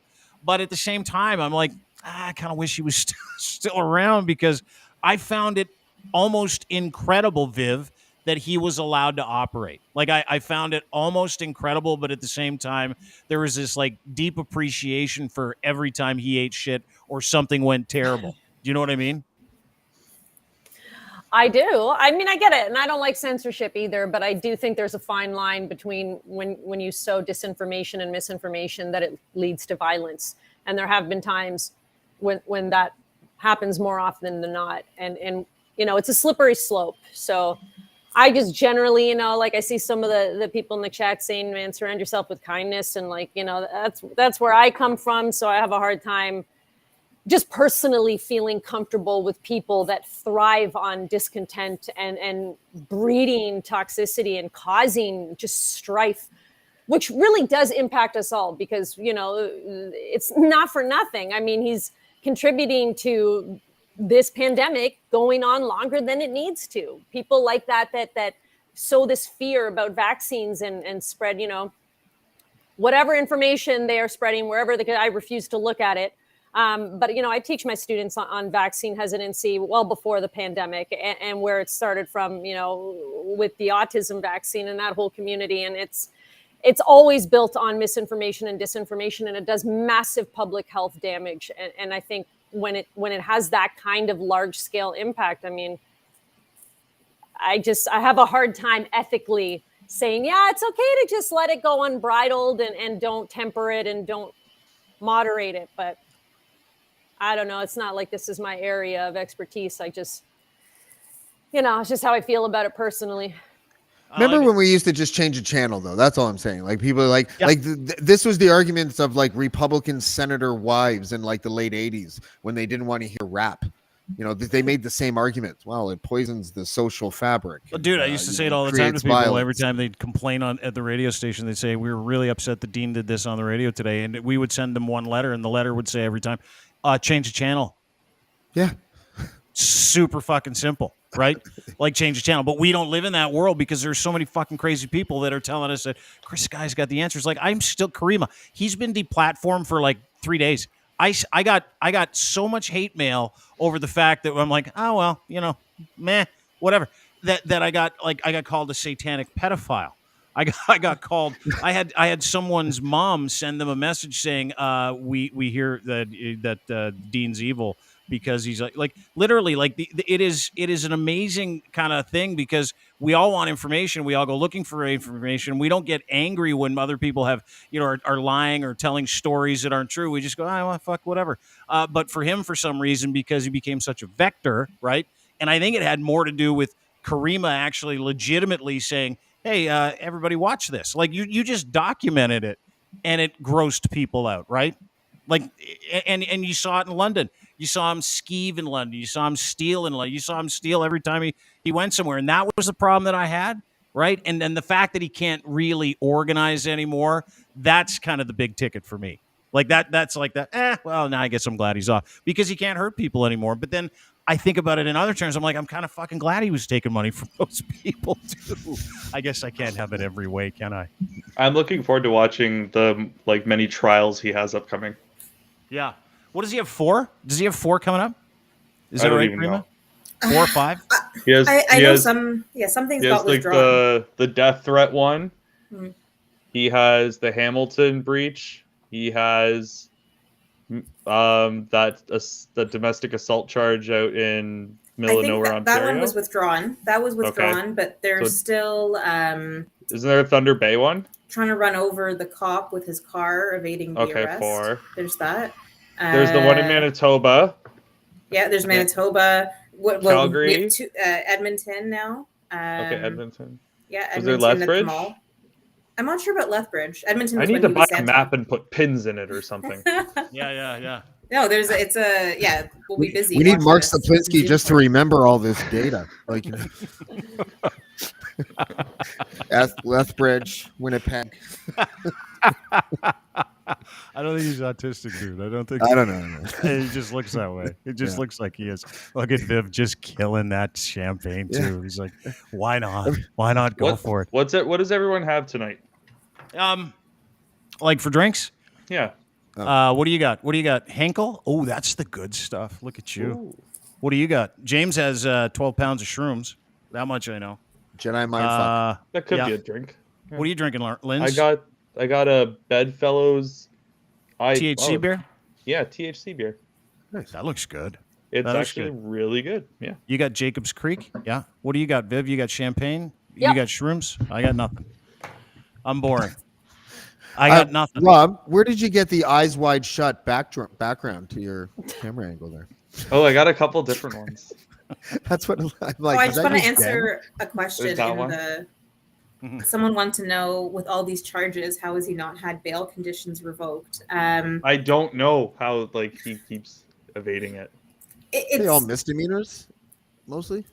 Some of them are. Well, they should have pulled his surety twice though. Like summary and indictable offenses. I think the majority are probably summary offenses. 1 or 2 might be indictable. But it depends on the Crown and the Justice of the Peace. Right. So each bail situation is going to be its own bail situation, and the court will consider, is this individual a flight risk? Is there a risk that they reoffend, and how would this sort of impact public perception on the administration of justice? So it really depends on kind of the right information being brought to the court and made at those bail hearings. Sometimes it's on consent, meaning a Crown agrees that with certain conditions he can be let go. There have been a few where it's the JP who makes that determination. At any point, a Crown could make an application for a bail review to say, hey, that surety that he had, turns out he was ripping up election signs, and we're concerned that he might not be the best person to monitor this man. But that is sort of, it depends on the Crown and how they assess the situation. I just don't understand how he was put in a jail cell and was still allowed to be a surety for anybody. That makes no sense to me. When you're incarcerated, doesn't that mean you're no longer able to supervise the person that you're supposed to be supervising? Not necessarily. Even a criminal sort of record, it isn't automatically a bar, because there are times where the only available surety might have a dated criminal record or something to that effect. And Z got arrested. I don't know that he was ever actually locked up. I think he might have been sort of released directly. But that happened after the fact. So, if he presented himself well at the relevant moment, what happens after really just depends on information getting to the Crown and them deciding that it's worth rehashing the situation. I think he like goes when to he's jail. when he's aiding and abetting the person that he's supposed to be the surety for. We have a lot of that footage. So, or like where he's broadcasting the bail hearing live on Instagram. It's really the best kind of surety to have. I mean, let's be honest. If you're in that position, that's the way he's got his back, bro. Yeah. Right. Well, I wonder if he goes to jail for a long time. Like, it'd be cool if he did. Like, that's what I'm waiting for. The fact that he's off Twitter is cool. Jail. How will he do? Like, remember last time he was in jail, West Edmonton Mall? He's like, don't put me in general population. So they held him out with all the pedos and stuff like that for like 2 days when he was in jail. That was a legitimate thing. He is going to get... See, that's the thing. And he cried. I know, and I told him that. Like, I remember talking to him on the phone going, dude, here's what's going to happen. Your life's going to get incredibly small. It's going to get incredibly terrible. You're probably going to go to jail, and you're probably going to spend a long time there. And he's like, that'll never happen. And you know what he said? Because I'm white. That's legitimately okay. All right. I've never had anyone who just makes me want to vomit. Not the abolition of prison. I'm conflicted on it because generally I don't think that jail is a productive solution, right? I think that it's actually quite harmful, and I don't wish it upon sort of the people who I dislike or disapprove of. Guys, he's an ass clown. It comes back harder on the people who jail actually actually makes them suffer. I was rooting for Kevin J. Johnson to go to jail right here.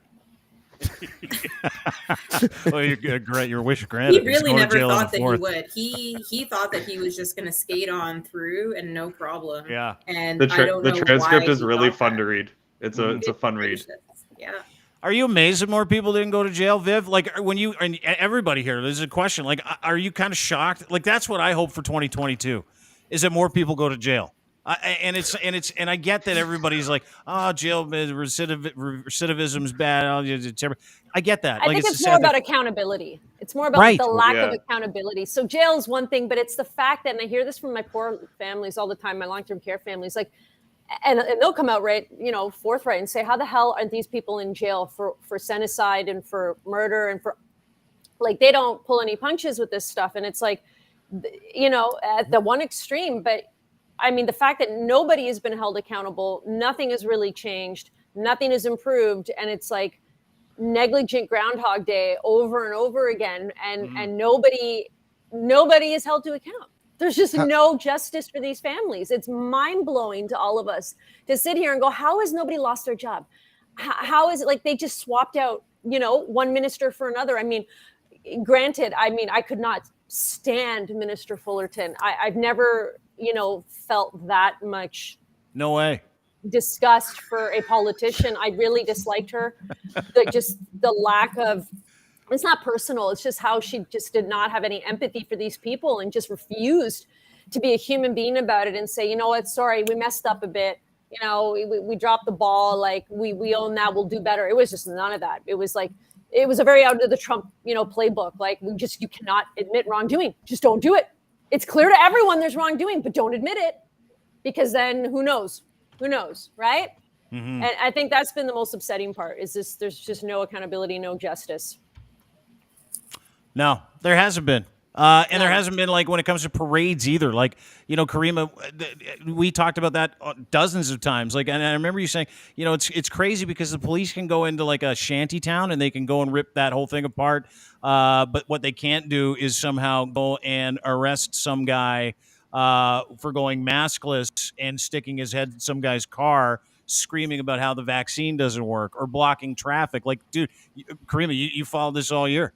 Right? Like you saw this all year. Were you amazed at the restraint of the police? I was shocked. That's why I want more arrests in 2022. I'm going to get a fucking merch shirt made. More arrests in 2022. There were a couple of instances a handful, I can count on one hand, where police actually sort of stopped the protests from happening and shut it down and dispersed the crowd. But the more sort of typical reaction was either accompanying them and helping to block off the streets and dissuade sort of pedestrian bystanders and say, well, just move it along. They're allowed to protest, which, you know, it's interesting to see, I guess, police discretion and restraint as you describe it, because if that were applied across the board, I think that, you know, I would be a lot happier than seeing it unevenly enforced, and especially looking at encampments and just the fact that people were in the parks or wherever for survival because there are no options, and our municipal and provincial governments have just completely dropped the ball. Federal government as well, like it just no one gives a shit. But like people have nowhere to live, and somehow that was prioritized and violently enforced. And then I don't want to see violence in any circumstance, but you know, I got yelled at more than once by police because I was supposedly agitating them just with my presence. And I had to tell one cop, I was like, "Oh, I'm a reporter for Dean Blundell." And he's like, "Oh, the radio guy?" And I was like, "Yeah." And that, so I named. You're lucky you didn't get beat up. I took a chance. It worked out. But like, yeah, and here's the thing, like, it would be the court that decides whether that sort of enforcement action was justified or not. So you can always make the arrest and answer questions later. And that's typically the MO that I've observed, you know, in my work in criminal law, just that's how they operate. So sort of this decision to be the ones to say, well, no, we're gonna uphold the charter. Like, police are the number one people who breach the charter all day long. So it didn't make sense. And, you know, now knowing that there were sort of political sympathies or like ideological overlaps that perhaps, you know, governed that response. And, you know, I'm very curious to know what sort of directives were issued and by who. Because it was across the board that we saw this type of reaction. More arrests in 2022. Again, I'm getting a shirt made. Seriously, and I'm going to sell it. More arrests in 2022. Big white letters across the thing. Kareem is also a cartoonist. Speaking of Chris Sky, some of my favorite work. This one. This was when he denounced the QAnon section of his followers. Like, he just woke up and chose violence one day, and is like, "You guys, this is you just say something and it's not evidence just because you hear it." And it's like, let's think about those words. But he didn't. Yeah, it's the Spider-Man. Is that you? No, are you looking at me or are you looking at me? It's that, but he always skips leg day. That's why his legs are so tiny. That's what he does. This is what he does, though, and like that other video that goes with Rob's for the one that we had for Rob first. Yeah, it just shows that like the temperature change that he has on his own people, the people that actually. That he grifts and that send him money, he hates them. It's he so treats funny. them like shit. Like this one, by the way, I'm pretty sure he stuffs in his pants. I'm pretty sure he bulges those things up. Look at him. Seriously, look at these pants. Hope now. No, I know. I'm just looking at it, but like he literally. Sorry, I can't get this up now because everybody's texting me.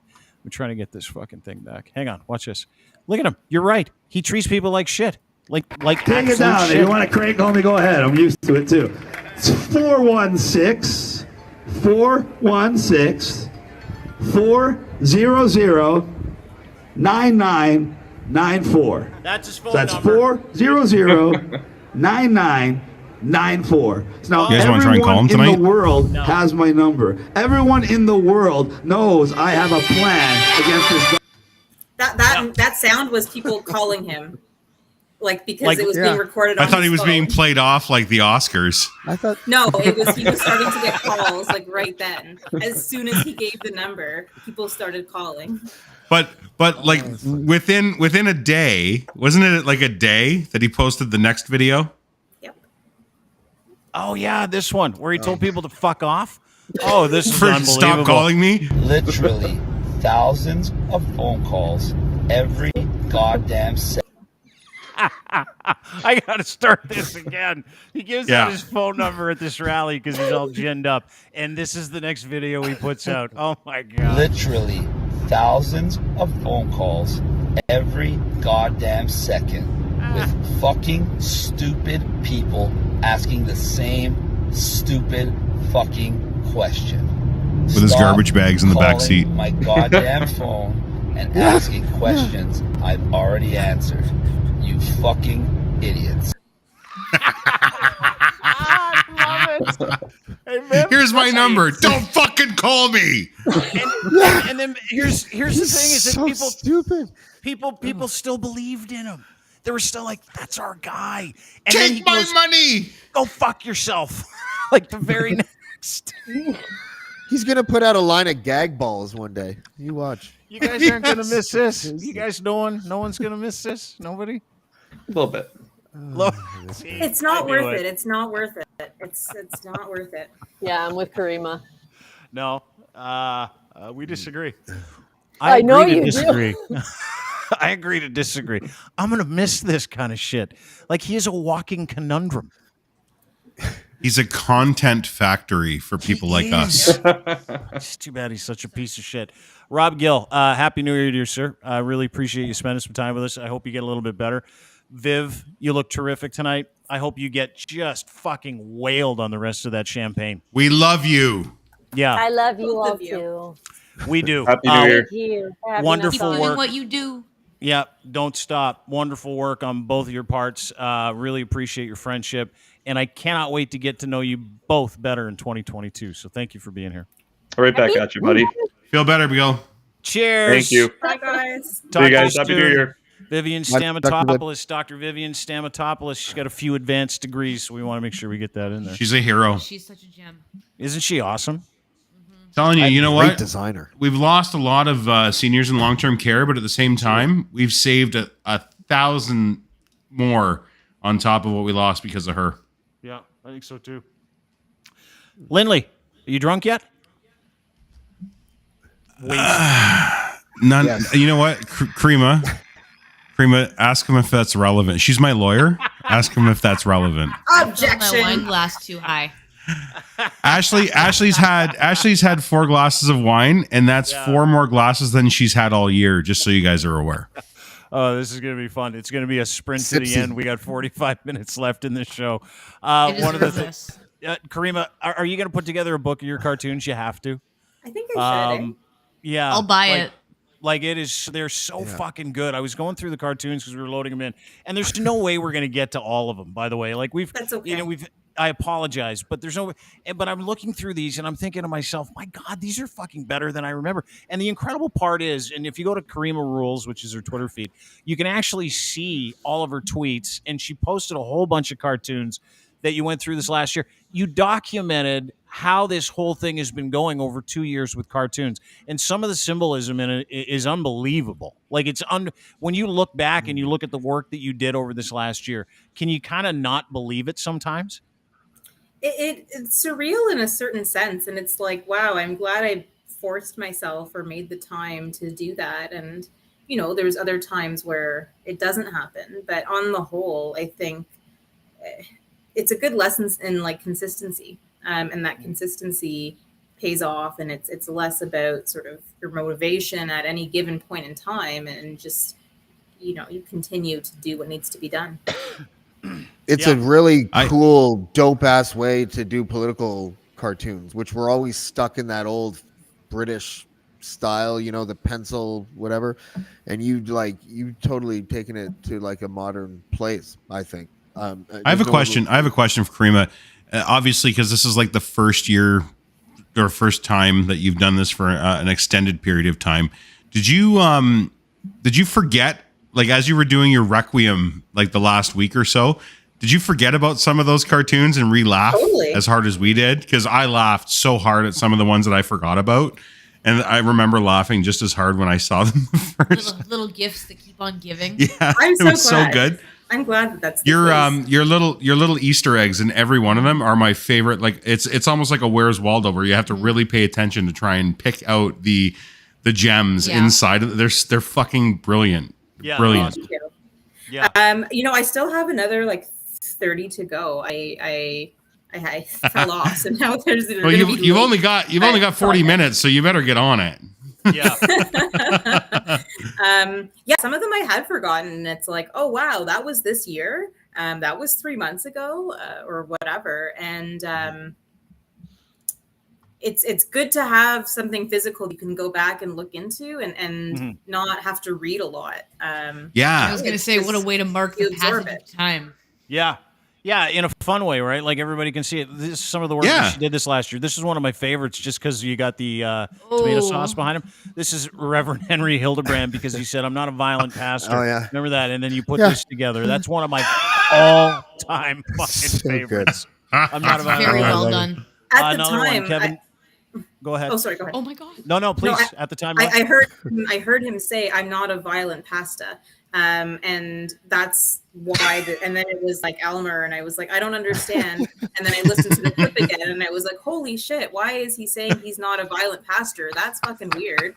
And it turns out that he like first rose to fame because he's all about corporal punishment for children, and that was a huge and thing. arrabbiata sauce. Yeah, it's very spicy. Yeah, well, arrabbiata sauce. His son Very called spicy Rat. take. Very spicy take. It's Elmer canned tomatoes. It's not arrabbiata, nothing. Yeah, it's true. I'm sorry. I forgot the Italian's in the room. He's gonna tell us. Flavor not included. His son called you a rat. Is that what you said, Karima? Yeah, I was in a pink gorilla suit at the time, so it really makes sense. I was trying to pose a picture for him. Not only virology, but biology wasn't a strong suit for them either. What kind of animal Shocking. is that? I don't know. Just call her a fucking rat. I don't know. Anatomy wasn't a thing. Bunny. I don't know. It's just a pink rat. It's a big pink rat. It's just To me, it would be. The other one that made me laugh was Kevin J. Johnson goes to jail starting fall 2021. Style isn't against the law. He's absolutely contemptible, Ontario and Alberta courts. Karima, it's like, and I know we're waxing about how talented you are, but you really are. I mean, that it was. You like, are. Yeah, you're a triple threat, is what you are. Right? Do you know that? Yeah. You know you're a triple threat today? Do you feel good about yourself? Do you enjoy I feel this? good. I feel good. I mean, girl. like all the love to my illustrators who, are patient with me and will work to kind of take a vision and make it reality. Because it wouldn't happen without them. So it is, it is a team effort. Like all of the stuff that I do is not really just me. Mm-hmm. Well, listen, I want to bring in a friend of mine. His name's Ray Rout. Ray is our NFL blogger. Ray is here. He's a little late because it's our fault. Hello. Sent you a dead link. How are you, buddy? You all right? Yeah, it's not like it's New Year's Eve or anything, and my wife and kids are upstairs. Sorry, dude. It's just been, we've had 1 billion people, and it's just been tough to kind of figure it out, and then we had the fucking crash, but I'm glad you're here. How are you, brother? You good? I'm good. I like that Kevin J. Johnson. Did you like that? Yeah, him and I was ready to go fisticuffs with him about 3 months ago. Tell me more. Really? What happened? Yeah. He was fucking with a friend of mine's wife, and it irritated me. And I called him a favor, and I got his phone number, and I was trying to set it up, and the guy talks really fucking tough, but doesn't, would never set a time and place. But fuck him. Let him try to run for Alberta. But it's still, Kevin, it's still open, man. I told you, I don't fight often, but I'll fight you. So is that what you told him? What was he like on the phone when you got a hold of him and you said, hey, bud, let's have a chat? Oh, he's super tough on the phone. Right? What did he say? Oh, so first he was trying to fucking defend himself, and I was like, yeah, shut the fuck up. I don't even care. I'm like, you're fucking with family now.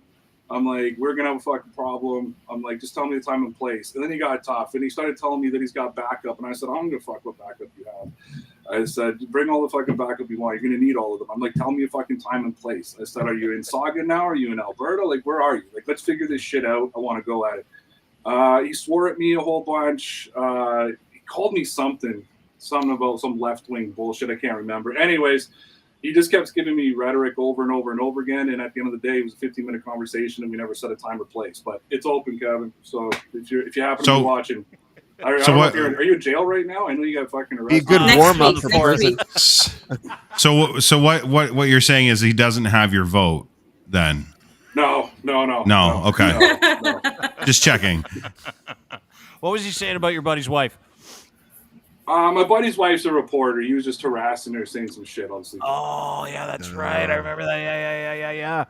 Kevin J. Johnson. Oh, and so he talks tough. You call him and say, "Let's arrange to meet and see how tough you are," and he doesn't come and meet you. No, I'm not shocking. shocked. Yeah, wow, big surprise. Yeah. I know like a couple who are personal, like they're friends of his in the sense that like one of the guy, like the guy of this couple moved here from Germany like 25 years ago and ended up like working side by side with him. With Kevin, like when he got here, so he's like fresh off the boat or whatever, and that's who he meets. So that he's kind of been like the friend of theirs, of him and his wife for like the last 30 years, just because of circumstance. But they know that he's a fucking lunatic, sort of thing. So but he wasn't like that apparently. Like 10 years ago, like something snapped. It was like I can't remember what they said, if it was like the end of Obama or the beginning of Trump or whatever, but like something in him just went psh, and he just became a totally different person. So, have you not realized though backstory. it's all the conspiracy guys that fucking went nuts around Obama? Like even Alex Jones, who was off his rocker, went completely off his rocker during that time. Like well, he did that for business reasons though, Alex Jones. Yeah, I think he's half nuts anyways, but I just noticed a lot of those conspiracy guys somewhere in the midst of the Obama administration all went on their normal level of lunacy and craziness. It was even just the fucking wingnuts that hang around my neighborhood, you know, like they've all gone up a little level, and then COVID just brought it to a whole new place altogether. Yeah. Have you lost some friends? Like, have you hands up if you've lost friends over the pandemic? Oh yeah. Right? Friends, family, all of them. Yeah, family too. Things like this, yeah. And I don't care. Well, and that's the thing. Like it's the great cleanser. It really has been. It's been the great cleanser. And I haven't seen so many people. Like I know that the people that I watch on a daily basis, and you comb through social media and you're doing the work of trying to represent what's going on out there. And the one thing that I talk to people, because I was talking to my sister, she's not vaccinated, doesn't want to get vaccinated. I was talking to her about it the other day, and we don't talk at all. Like, we don't talk at all, because I'm like, I don't know if I can respect. I'm at that point where it's like the people in my family or the people that were in my circle before this whole thing happened have sort of been exposed, right? Yeah. You know what I mean? Like, and the point where you're like, listen, you're not based in reality. Like, I can't have this conversation with you, or I can't have a respectful one, because I can't sit and talk to somebody about cars or the Leafs or the Bills when I know deep down inside they don't believe in science. It's the weirdest shit in the world. Do you have any of the ones that are the hypocrites, where they are vaccinated but still share that shit on social media about being against the vaccines? We do. I got a cousin. We have those in our family. Yeah, psychologically fucked. You got a cousin. That's like that, right? and that's the difference, I think, where it comes when you said about the mental illness and crazy, like the difference between mental illness and crazy. There's a block. There's an actual like a cognitive block there, I think, and I just can't explain it. Where I'm gonna go and do it, but I'm against it, so I'm gonna tell other people not to. Like it's diabolical. They prioritize the attention over the perceived hypocrisy or whatever. Yeah, I think you're right. Narcissism, right? No, yeah, that's exactly what it is. Like this cousin I'm talking about, she posted pictures of herself being vaccinated, but then continues to put it out. I mean, she's an OnlyFans page and posted on her Facebook and promotes it there. And I've tried to explain to her, like, your mother and our grandmother and everybody's on your Facebook and you're promoting OnlyFans. I'm like, and then you're vaccinating, you're pushing this anti-vax bullshit. And I think it's all, I think a lot of the anti-vax stuff is all for attention, because people like us wouldn't have to talk about anti-vaxxers if they would just shut the fuck up. Right. And I think they want us to talk about them. So it's sometimes I feel like it's an injustice. It's why I've kind of stayed away from it, because I felt like I was giving these people the attention they actually wanted. I think you're right. Fucking great. That's a real balance, because I get that criticism a lot where, well, why are you showing them any attention? It's just going to make things worse. But then the flip side is,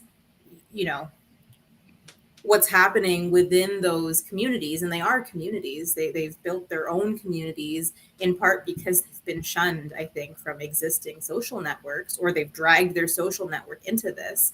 But there is like radicalization that's happening among those ranks, and it's not like the anti-vax sort of mantra. Like, that's been a shifting goalpost from the get-go, because first it was masks, then it was lockdowns.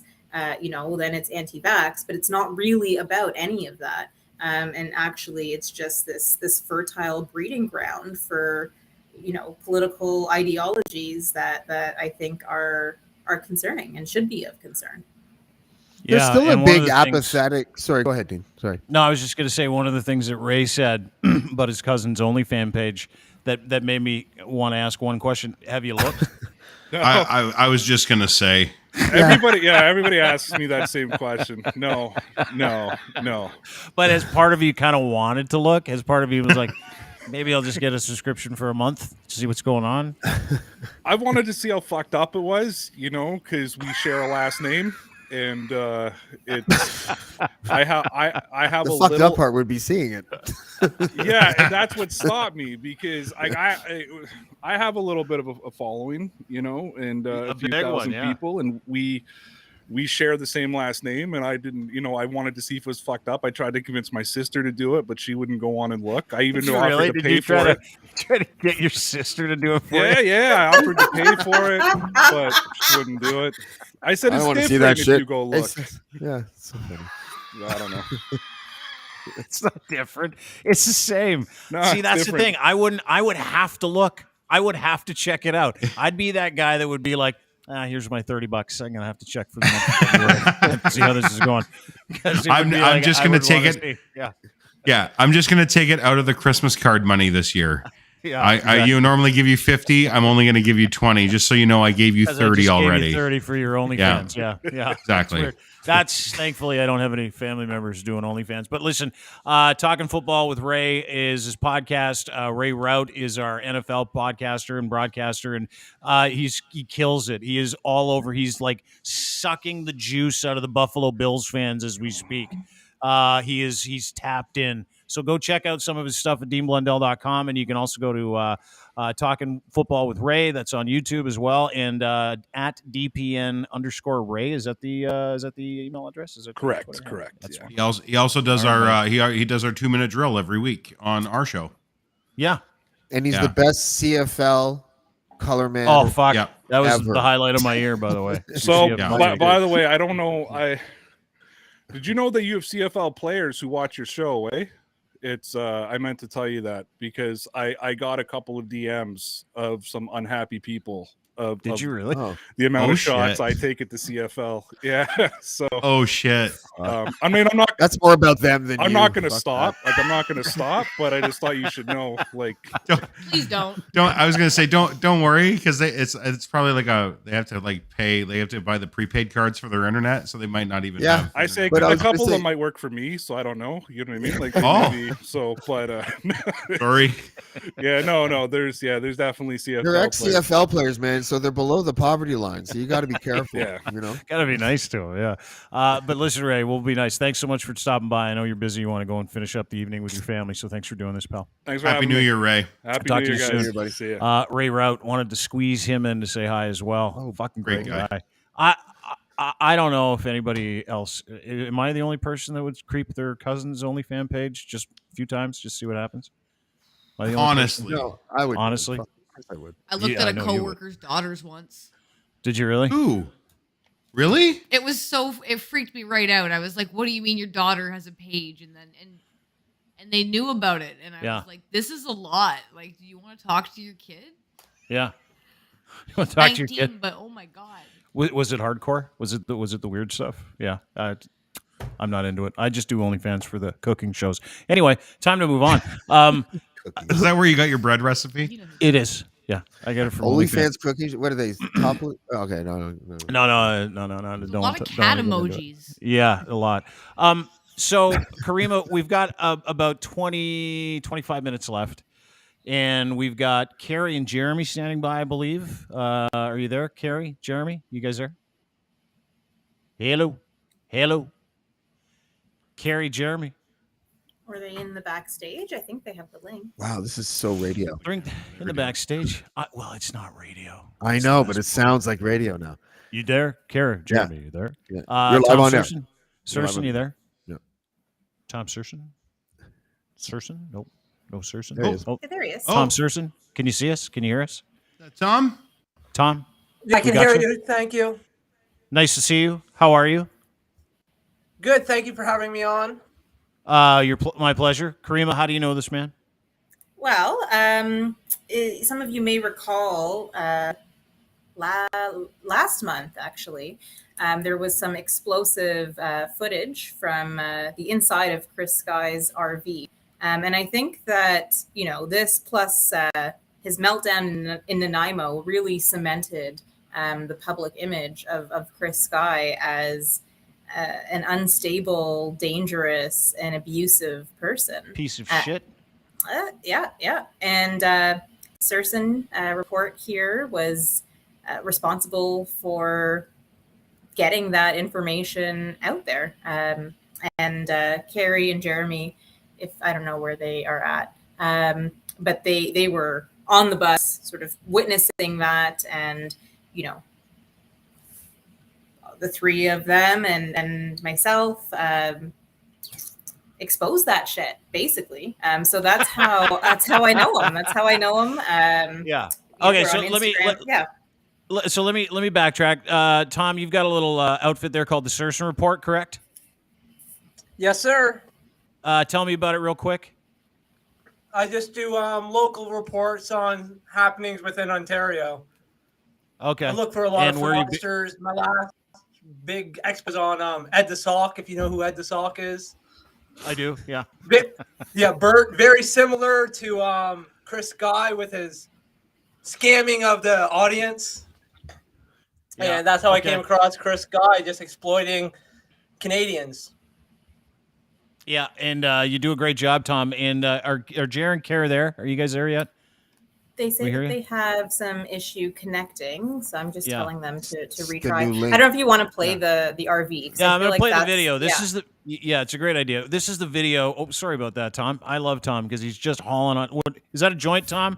Is that pot? You got a big joint in your mouth there, bud? Is that a psilocybin tribute to behind you? Attaboy. You're part of us. You're part of the family. Nice to see you.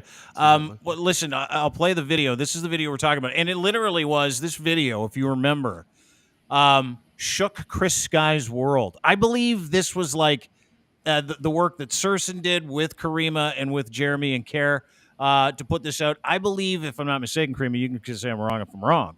But I believe this was the beginning of the end. You? It was, yeah. I would agree with that. I would agree. It can't not be. Watch the video. I don't give a fuck about people's emergencies. This is on the bus, and this is him physically assaulting the two people who can't quite log on. Whatever. It's good. Get on the fucking bus. Do you understand? Yeah. If you listen to somebody else again, I swear to God, I will literally grab you. I will grab you out, throw you out of the fucking bus, and leave you. Anybody else has any fucking problems, get the fuck out right now. Do you understand? I will not put up with this. You are already fucking late, and then you pull over. You think I give a fuck? This is my fucking bus for a fucking mission, not for you guys to have a fucking party. Do you understand me? Yes. Do you fucking understand me? Yes. I swear to fucking Christ, I will kick you all out when we get to Windsor. You can take your shit and you can all go fuck yourselves. You understand me? Do you understand me? My priority is getting where I need to get on time, not making you and you and you and you happy. Do you fucking understand? Yes, sir. Yes. I don't think you do because you listen to Z, you listen to this person, you listen to that person. The next fucking time, that's gonna be your fucking head. Do you fucking understand? Look at me in the eyes. Yes, I do. Do you fucking? Yes, I do. Do you fucking Yes, I understand? do. Yes. You said that last time, Yes, I and you're did. still fucking around. We texted you. We called you. We're 20 minutes behind. You are an hour behind, and then you 1:35. fucking I pulled told over. Nikesh to tell you, I don't give a fuck. You're not supposed to call me and tell me you're not going to listen to what I said. You're supposed to just do what the fuck I said. Do you understand? Yes, I do. Yeah, so why the fuck are you calling me? To try to tell me, oh, by the way, we're already behind, we're going to pull No, over. I asked him to ask, can we pull over? We're 20 minutes You didn't even behind. talk to me. They called you so And you many just times. decided you're going to do it anyway. No, they all asked me and came up here and said, we need to pull over. No! You understand? You don't matter. You don't fucking matter. You don't matter. You don't matter. You know what matters? What the fuck I told you, because we have priorities. Do you fucking understand? Yes. Anybody tried to tell them anything else? Bang! You try to tell them anything else? Bang! And if you try to tell them anything else, get the fuck out! Do you understand? I know how to get you I don't give a fuck about anybody's bullshit. I don't give a the leader of God's army, Chris Sky, everybody. Seems nice. Amazing. The rantings of the mentally stable, for sure. He's just a little bit misunderstood, that's all. And those were like his unpaid volunteers that he was talking to in that way. Upset because they stopped to get food after having allegedly not eaten for like 27 hours. Right. So awful. How did you find the video? What happened? How did you bring that to the ethosphere, if that's a word I can use? It's not. But you did. I don't know if it is. That's why I asked. Well, I always speak to everyone on both sides. I just find everyone's story interesting, and I felt like everyone was being exploited by Chris Guy. So I was always friendly with them, and they offered me the video. And the original goal when they showed me the Chris Guy video was to help Jeremy try to get Gabrielle Pizza to drop the charges, because I also dropped the video. Gabrielle Pizza gave me exclusive footage of Jeremy and his girlfriend in a fight inside Gabrielle Pizza about the anti-mask movement. And so I just always talking to those two kids, in a nice manner. And they offered me the video, and I went to Karima and I offered it to her. And yeah, just like that, just being friendly to people. I always get footage from people just because, like, I'm generally interested in the story, not taking I don't have an agenda, I'd like to see Jeremy and them do better in life, and they have. He's made great strides from, like, the man that he was on the bus at that point to who he is today, so. You're a nice guy, Tom. You played an instrumental role in that, so well done. Yeah, great good job. Good find. So the couple that can't log on because they've got and listen, am I surprised that maybe they have a virus? They're trying a different device. They were sitting. I don't know. They waited for a long time in the waiting room. Yeah, they were on like an hour early. So I'd love to have them back because I'd love to talk to them because what is because you don't hear stories like this very often, right? Like the relationships that you curated and Tom Serson curated through this process allowed not just that video to come out and the beginning of the end of Chris Sky as we knew him, the piece of shit that we knew he was, taking advantage of these kids. But it's also like it sounds like, hearing from Tom, he took the relationship seriously, like you take the relationship seriously. And you and I have talked about this, Karima. Like, you want to help some of these kids. You want to help some of the people that are wrapped up in the cult, right? Like, that's kind of part of the goal now. Is it not?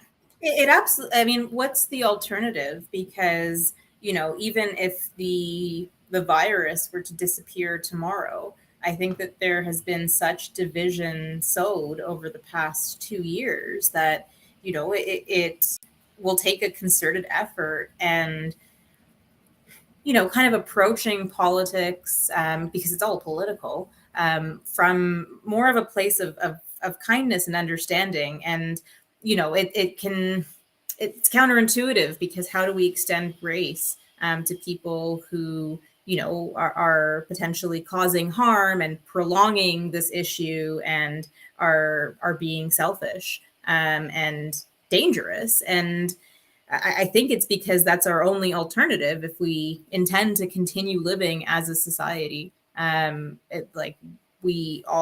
one's going anywhere, right? And we still have to cooperate after this. So that's the mindset that I take. And it's not about avoiding or tiptoeing around feelings, because I think feelings will get hurt regardless, and it is uncomfortable to confront people about things that they sort of are convinced are true or are entrenched. But if we shut down that dialogue or that discourse, then we're just operating in silos, and I don't really see how that leads us to a better place. Yeah, That's but like my point pure is just, wisdom. That's like pure. I know. Wisdom. Like it really is. She's super smart. It reminds me of. Do you guys know who Daryl Davis is? No. He's the dude he's the black dude that has befriended like 100 or whatever of KKK members and convinced them to not be members of the KKK anymore. And like for many of them, they were the first black dude that they had ever spoken to. But anyways, when he talks about why he did it, he makes some of the same arguments that you're making, Karima, where it's like, there's a less damaging way to approach certain people who have different belief systems that will like put them on a path to maybe like, to not believe in those things anymore, or maybe believe in something like, little watered down or something, but at least puts them in a direction that's less negative and less harmful, even though they kind of sometimes want to do you or others harm. It's a real noble way to approach them, I think. It is, especially when you consider like how they treated you guys, right? Like, Tom, were you mistreated at some of these rallies as well that you tried to cover? No, when I went to the rallies, it's a bunch of nerds, right? Like I had nothing to worry about. I was there with a couple of my friends. People on both sides like me, so like I had no problems whatsoever. The things you guys got to remember, I think a lot of you guys take these people too serious. They're LARPing, This is the generation where they had the hippie generation. This is the paranoid generation where. Oh, you just think this is live action? You just think this is live action role playing? These guys are just playing this role of like combatants? Yeah, if you talk to these people, like, a lot of them are flat earthers. A lot of them, they're full of conspiracies. It's something to get their days going. Like they're just playing. They're very bored. They're very bored. Yeah, like, we're all very bored, but some of us find different ways, like outlets. I make videos. Some people paint. Some people just get really fucking paranoid and fucking go down the rabbit hole and smoke weed all day, right? They go to work and they go home and they live in their let's not bring weed misery. into this. Oh, weed is a big part of it for sure. I tell you what, dude, you guys did some great work. It was really awesome to watch. It was fun to see that video kind of make it out. And it's funny too, Tommy, I've never seen a guy smoke more pot in a podcast and be more coherent and cooler in my life, by the way. I respect the man. But like, the pandemic kind of gave both of you opportunities as well, right? Oh, there's Jer and Care right now. Care, Jer, they're here. Hey. Can you hear us? Can you hear us? No microphone yet. Jer, Care, no? Hello? Sorry, we finally figured it out. There we are. How are you? We're just saying nice things about you guys. Nice to see you. Hey, everyone. Nice to see you. Okay, so we played the Chris. We don't have a lot of time left. We got about 14 minutes. But we played the Chris Guy video. What made you guys go from members of the cult to waking up? Seeing how he treats his own people, seeing how he treats the people that are supposed to be there, just volunteering and helping him out through all this. Like, honestly, the amount of hours, the amount of time I spent on the road, the amount of money I put into trips across country, once out west, once out east, it was unbelievably expensive, and I was like treated like garbage. Did he physically attack you? Yeah. When we were on the bus, yes, he did. How many times that happened? That was the only time he ever did it to me. But he's been extremely aggressive and aggressive and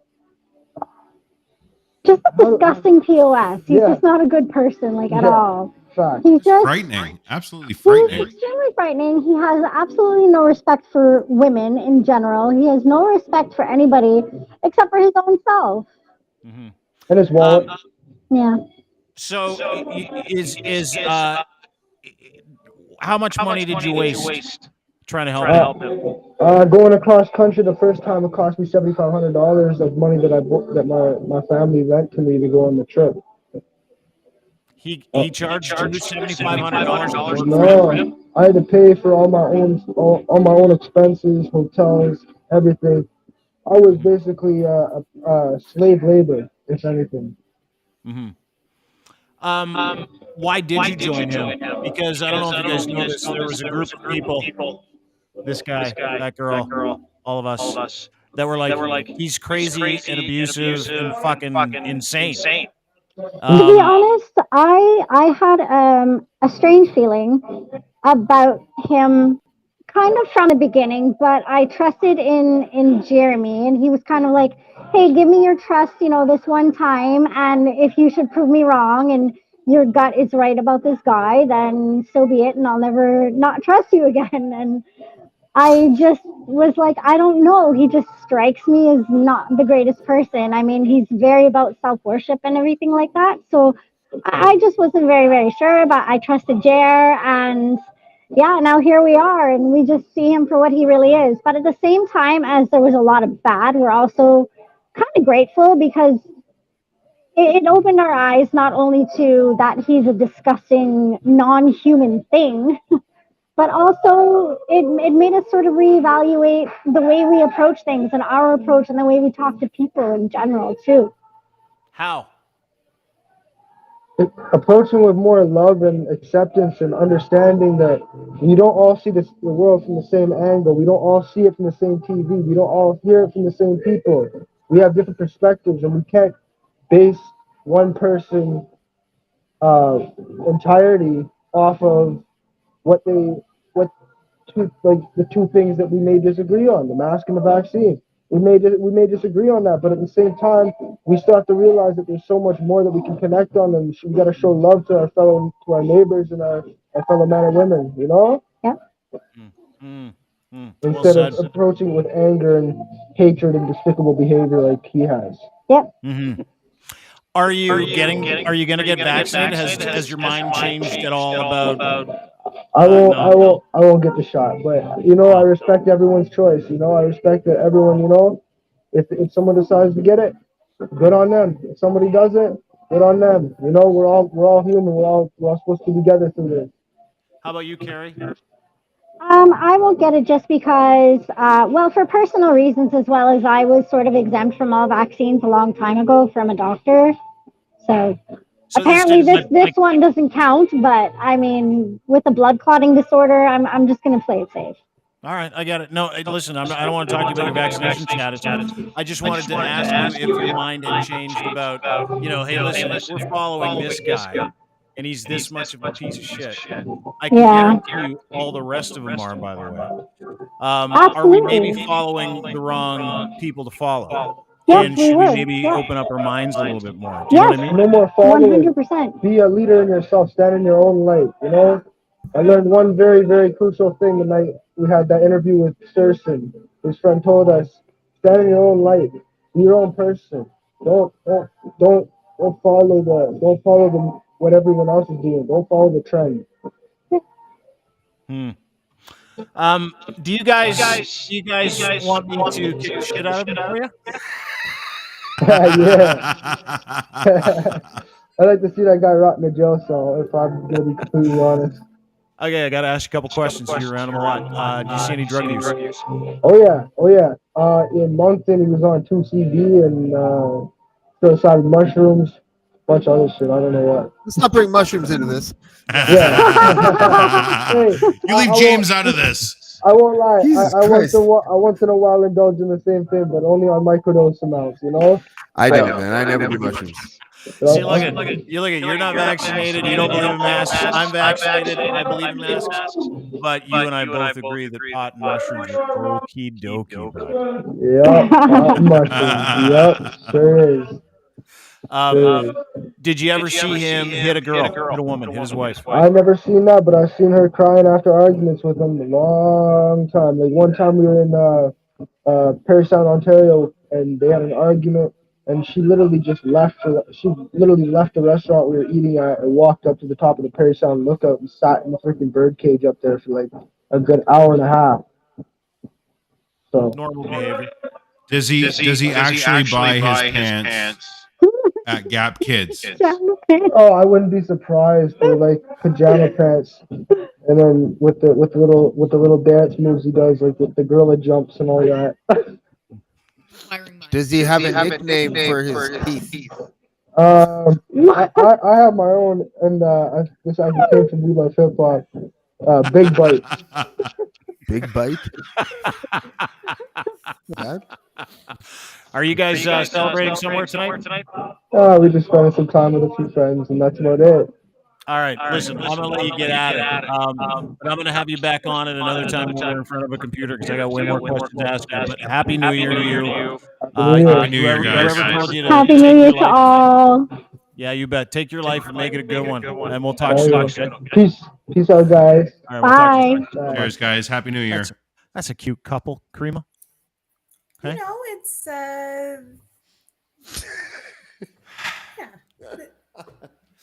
Happy New Year. Yeah, what are we like 7 minutes away from New Year? So Bullard in the green room or no? No. So I guess we'll save the rest for tomorrow's show. Hold it. There he is. And he's naked. all right. I'm in bed. What are you doing, dude? Just finished a show in London at 10. Now I'm in the hotel in bed. Yeah. Hang on, in case of love of my life's watching. I wanted to see I'm in bed alone. Hang on. Oh, we all figured you were in bed alone, dude. Yeah, I knew you were in bed alone. We knew you were holding the camera. Yeah. How are you, brother? Happy New Year. Happy New Year, boys. How'd the show go? Great. You know what? I couldn't believe it. People paid $125 a ticket. And they couldn't even be there at midnight, but they were a great crowd. They really had a good time, but fucking $125 a ticket. And, you know, the government cuts the show to 10 o'clock. Instead of 10 to 12, it was 8 to 10. Better for me. Yeah, fuck yeah. Why are you complaining? I'm not. I felt sorry for the people, man. $125 a person. They got watches. Yeah, dude. They got to watch you. They got to see you. No, they got to be they have around a- Mike Bullard. Yeah, they know. They have a I, clock. I pointed that out to them, by the way. Did you? Did you? Yeah. Did you? I'm sure you did. Did you wear a mask? No. Not only that, I took down. They had a piece of plastic up when I got there at 7 o'clock in front of the stage. So I took it off the hooks and threw it in the green room. And? Well, I mean, I said people aren't getting in here unless they're vaccinated. This is bullshit. And they let you do that? Yeah, they didn't care. Got some news by for the you. way, there was a liquor control board guy there to do a head count. Oh, no way. 2 minutes before the show started. So he came over to me and said, "Oh, I wish I could stay and see you." I said, "Yeah." And I said, "Well, go ahead if you want to." He said, "No, I got to go to 48 places between now and 10 o'clock. Seriously? Yeah, he had to go ruin 48 people's times. And that's in London. I got news for you, Bullard. You made the list today. What list? Well, this is a good one. It was I the hope people. so. The only one I saw was James's 5 asshole list. Yeah, well, that was the 5 woke people, which we were not going to get to today, obviously, because he is way too fucked on shrooms now, too. I am totally fine. I can. Are you I can good? talk about anything. Yeah. All I right. mean, I'm seeing like the whole computer screen is all melting and stuff, but otherwise boy. I'm good. I thought Mike was going to say that he was going to make make the AGCO guy pay the $125 to stay to watch the show. You should have. You should have turned him and said, "Okay, give me your visa." What list did I make? Well, we did the top 5, dude. We did the top 5 list of assholes in Toronto. Yeah. Tell me if you agree with this. Krista Ford, number 5. Yeah. Number 4, Randy Hillier. Yep. Number 3, your friend Ezra Levent. Yep. So far, so good. Oh yeah. Number 2, Adam Skelly, that dickhead from Adamson Barbecue that Kareem also took down. Yeah, number 2. Yep. Number 1, Mike Bullard, Canada's asshole of the year.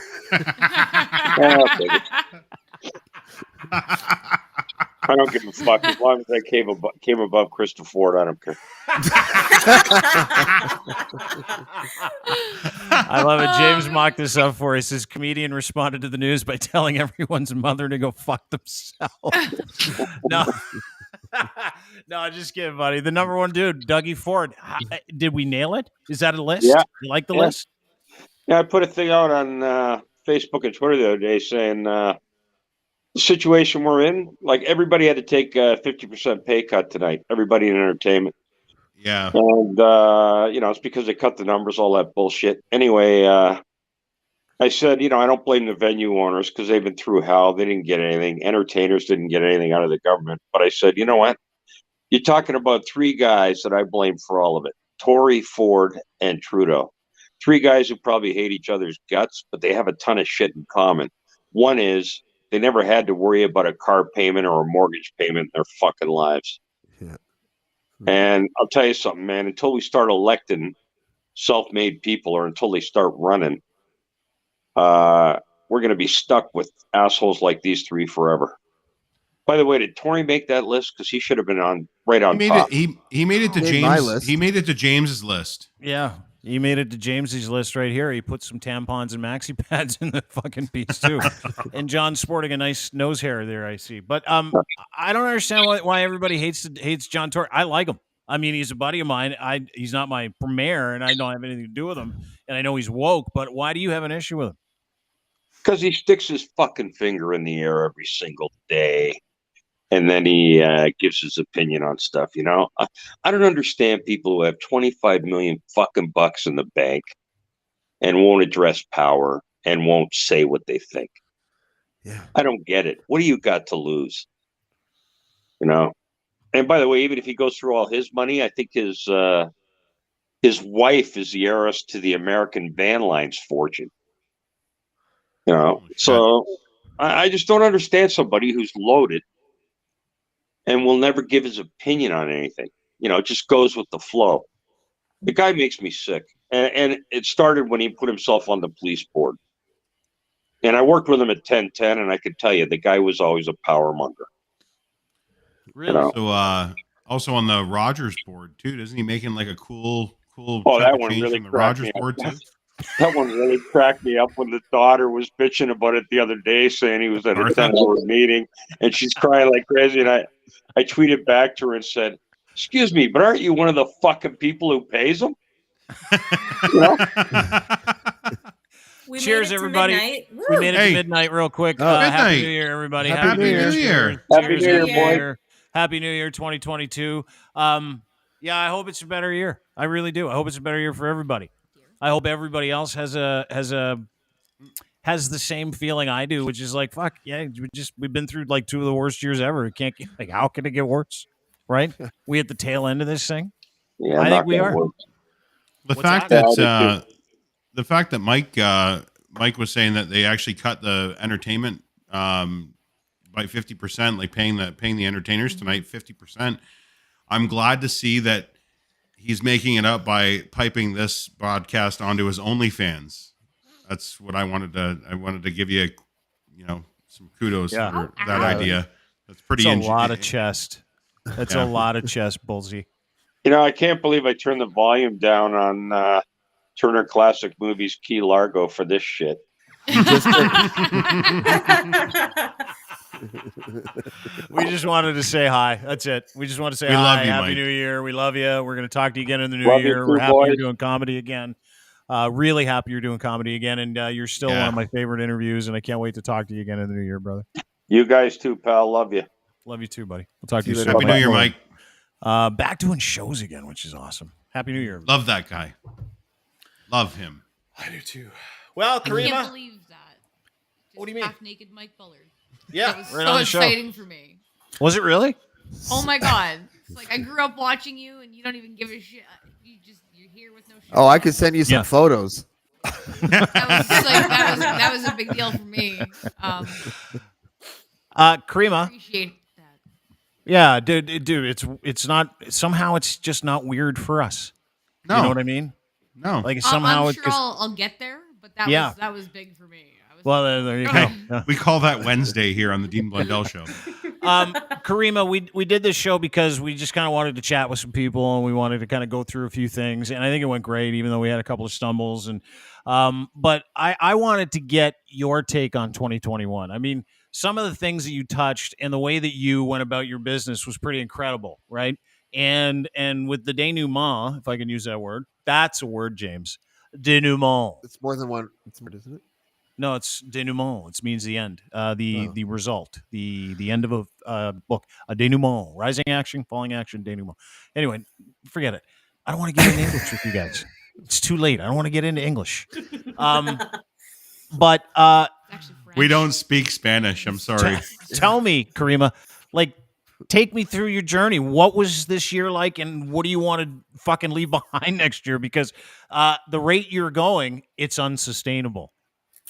This was never part of my 5-year plan. I can say that much. And it came out of a fluke, really, that I was my office was situated where it was. There were these weekly parades marching by. At first I was just kind of amused, curious, what's going on? This is silly. Why are police enabling this? And I was just sort of taking pictures from my office window.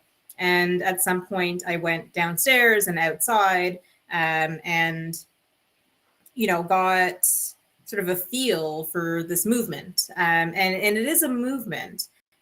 So it's, we have these isolated sort of cartoonish characters who emerge as leaders, and they come and they go and they rise and they fall. But sort of underlying it is something bigger and frankly disturbing that is happening.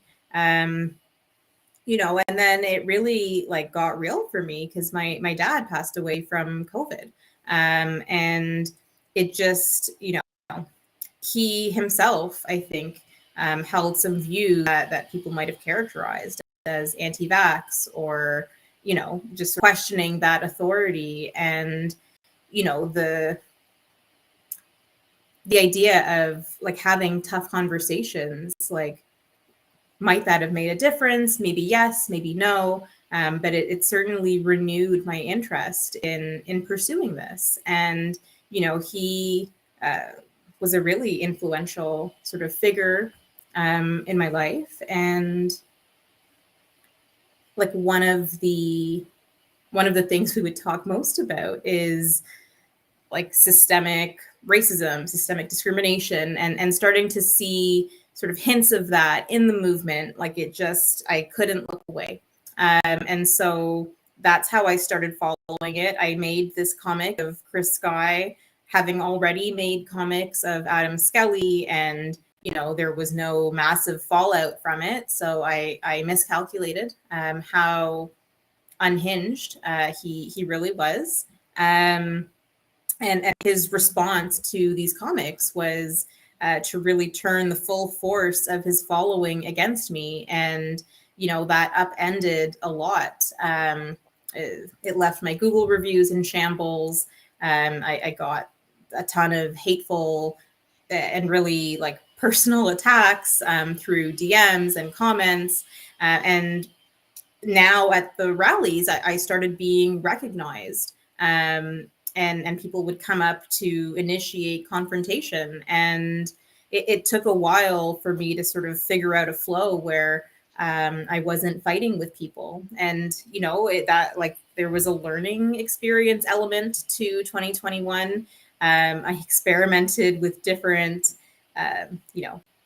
forms of security, some more effective than others. One of my security guards, got himself arrested, but it was fine. He was released, no charges. It was all good. It's one of my personal favorite moments. Oh my God, that was just not part of the plan. The thing is, that was actually the second when you rally. introduced me to him and you're like, meet my security guy on that FaceTime call, and he had a weapon and face paint. I'm like, it's gonna be fucking awesome. Have a great day. That wasn't the day he got arrested even. That was the worldwide march. Better. And the vibe was good that day. But then we went to one of the Queen's Park ones the following week, and it was just too small of a crowd. And we did a debrief interview a few weeks later, and he described it, he felt like a fox in a hen house where there were all these cowardly people and he could be strong, and he just let that consume him a little bit too much. Anyway, neither here nor there. I experimented with different strategies, some more effective than others.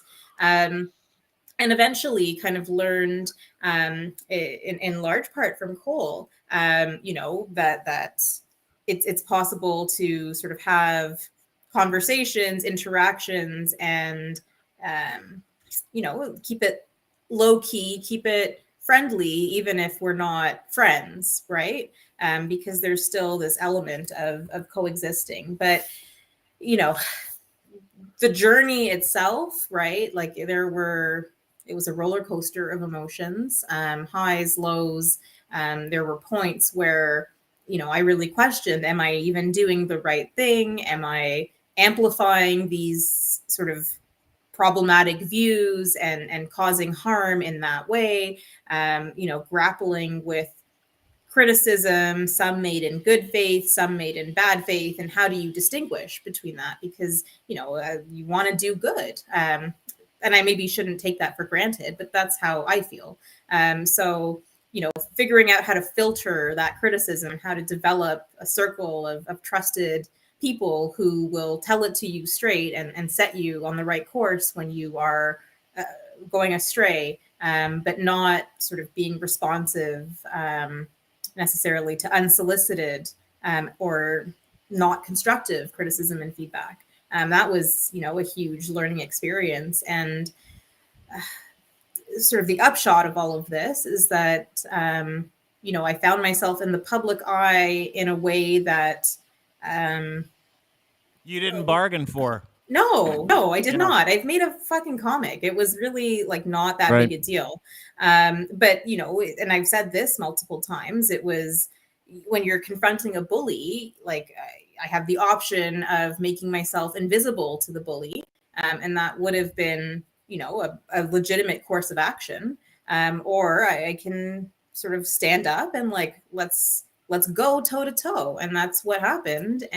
But there was a time when you didn't think that. I remember Yeah. several conversations early on when you were covering this stuff and you were having a personal crisis, right? You were like, I didn't bargain for this. Totally. It was, I got bit off maybe more than I necessarily knew how to chew, but figured out how to swallow that shit anyway. Yeah.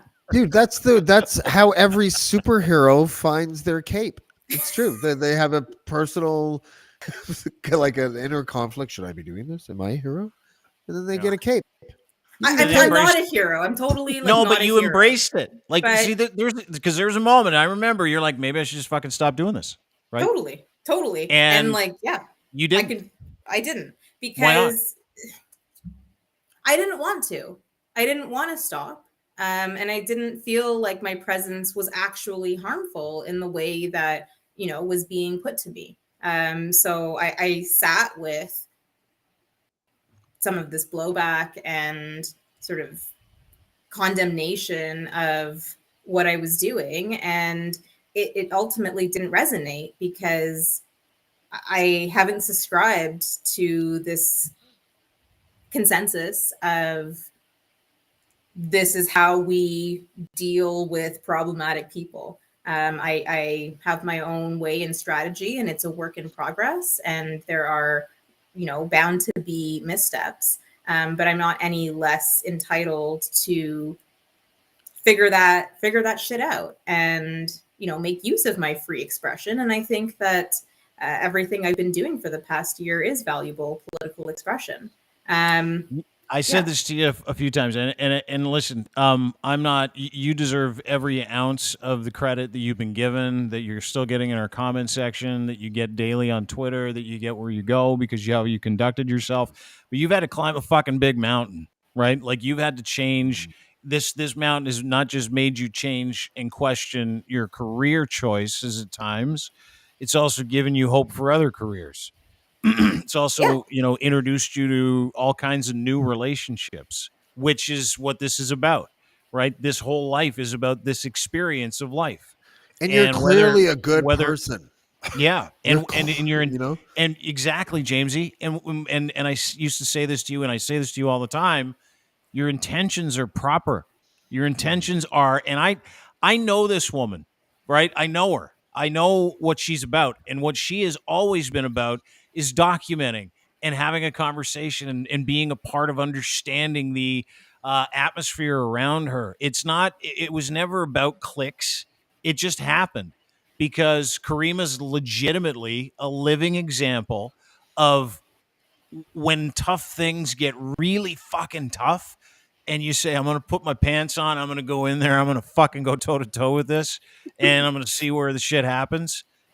You recognize and realize this massive opportunity of these things that you didn't know you were capable of. And all these things start happening around you, right? People start rallying around you. You start meeting other people. You develop relationships, which is truly the evolution of life, which is just life, which is incredible to me because you're like this thing that I talk about all the time. And maybe that's why I've been so attached to your story and we've developed a friendship. And I've been so grateful for it too, by the way. But that's maybe why is because I'm seeing the promise of someone doing their life right, reap the benefits of it, at the same time become a better person through it. Well, thank you. I mean, that means a lot. And yeah, it's a work in progress. And I guess if I were to have sort of a resolution, for the new year, part of it is to kind of renew a commitment to myself to be kinder, gentle with raising opposition. I think that there are ways to disagree that don't have to alienate others. I use humor a lot, and that can be divisive, but also brings people together at times, including, with respect to Chris. And there were people on both sides of the camp who kind of joined in on the laugh, right? But, beyond that, I have a penchant for sort of the theatrics and, form and antics, but a focus on substance, and kind of in the face of provocation, really trying to stay grounded and focusing on the substance. And, I hope that in a year where we're going to have a provincial election, municipal election, that just translates into something useful and mobilizing some of the activity and conversation that we see happening online. Like, online isn't real. It can have real implications, but it's not a real place in the sense that what hang on, what? Online's not real. That's going to be a really terrible fucking night for a lot of people right now hearing that. I was just thinking while you're talking though that already you're clearly a better journalist than almost every journalist like the last, when I think of journalists that have been around for like 20 years, you're speaking about stuff that they've lost through time and through their careers. They've lost this idea of being able to like really sit down and talk to people and really sit down and like hone in on an issue. So I think that's really great. And the other thing I was thinking is that we need people like you to run for office. We really do. We need leaders. No, we don't. No, but we don't. Do. But we do. We need leaders. Is what I'm she's saying. Too good for that. But that's what I mean. That's why she should be that. That's why like in 50 years, it should be the norm that people that have Karima's like aspirational skills and intellectual prowess to run for public office. That should be the norm. Right now, it's so foreign to us that we can't even imagine putting poor Kareem through that gauntlet. But like, really, eventually, one day that should be that's the hope, the right? baseline. Yeah, that we have people smart that care, that want to advocate for the right things, that want to take public office and serve. But that's really Kareem's way of serving is probably fucking a billion times more effective. Yeah, for and sure. documenting, right, Kareema? For me, where I'm at right now, like this is what makes sense. And I don't really, I went to law school thinking that I would be able to make change within the system. And that's true to some extent, but also a false promise. So right now I'm outside of the system, but adjacent to them. And, in a position where I am able to comment where I'm at right now. But yeah, like politics shouldn't be a family business. And, all of the politicians that like people are listed, have family legacies in politics. And that's, and media is not that much different. Like journalism is also a family business to some extent. And law is a family business. And that like, this professional class, like, I don't know. I think it needs to be shaken up a little bit. And I don't quite know how we get there. But 2022 is about like thinking, making those sort of, making those thoughts and just, we want a better world. And we're at this critical juncture where, it matters. So what, more politics? You're going to cover more politics? You're going to cover more civic issues? You're going to stay away from the dirties in 2022? Is that your goal? Stay away from the dirties? We have to have some fun in our, Yeah, I was going to say you can't totally say, but I would say like a rotating schedule might work for you in 2022, right? Maybe cover some fun stuff and then cover that stuff. Yeah, get a cape and work. When you do the shit that exactly. You're a wrestling fan. You already know this. Like, when you're gonna do the wrestling fan shit, get the cape on. Exactly. I have a fur jacket that does quite well, actually. So go. Does it really? Oh, is it 3/4 length? With that hutch in the background, with that hutch in the background, it like I got it in Peterborough. I saw that. That was a big pimp fur coat too that you got. Did you get it at the Sally Ann? Because they've got. I remember that. I did. Yes. Yeah. I want to start the new year off with a new contributor too. If I can, I'm going to sneak this guy in. I haven't told anybody about him, but he's like one of TikTok's best kept secrets, and he's not that big of a secret anymore. His name's Sheep King JB, and he's joining DeanBlundell.com. And there he is, ladies and gentlemen, Sheep King JB. There he is. There he is. Nice to Happy New Year, everybody. Happy nice New Year. I want to introduce him to you, Kareema, because he does some legwork in your community of following crazy people. He's incredible. So what Sheep King does is he actually gets access to these Facebook groups like a lot of people are doing, but then he summarizes it all in these TikTok videos that have like legitimately tens of millions of views because they are fucking that good. So again, JB, welcome to the team. Welcome to the program. Nice to see you. Thanks for having me. Having me. Now, how do you describe what it is that you do, if you could? Because you're going to be doing this for us, with us, for yourself. We're going to be doing this together. But how would you describe the job? Because it's a job now. Like, this is literally a job for you, as being kind of an exploratory asshole. That's actually a great way to put it. Probably the best way I'd like to describe what I do is I like to make anti-vaxxers' voices very insignificant. So they get on these social media platforms like TikTok and Twitter and Instagram and put their message out, and it gets like 100 likes, 500 likes, and then I come in and say, hey, you're really dumb for the things you're saying, and these are the reasons why you're dumb, and it gets hundreds of thousands of likes. So it really, my point is to try to make them feel like they're not as loud as they are. And one of those is our friend Chris Sky. I make sure that he is not on the radar when I get a hold of his stuff. So explain some of the things that you've been able to do over the past year, because it's been a great year for you. You've gone from being a guy that does this and everybody's like, oh, that's great stuff, to like being the guy that does the stuff. Yeah. So the first thing we did to Chris Sky was I infiltrated his Telegram group. and I'm in his Telegram group talking like an anti-vaxxer, so they have no suspicion that it's me. Krima, I told you you'd fucking love this guy. Yeah, they have no idea that it's me. And every time one of my videos kind of takes off, it gets posted in this group. They're like, "Who is this guy? He's in here," and they have no idea it's me.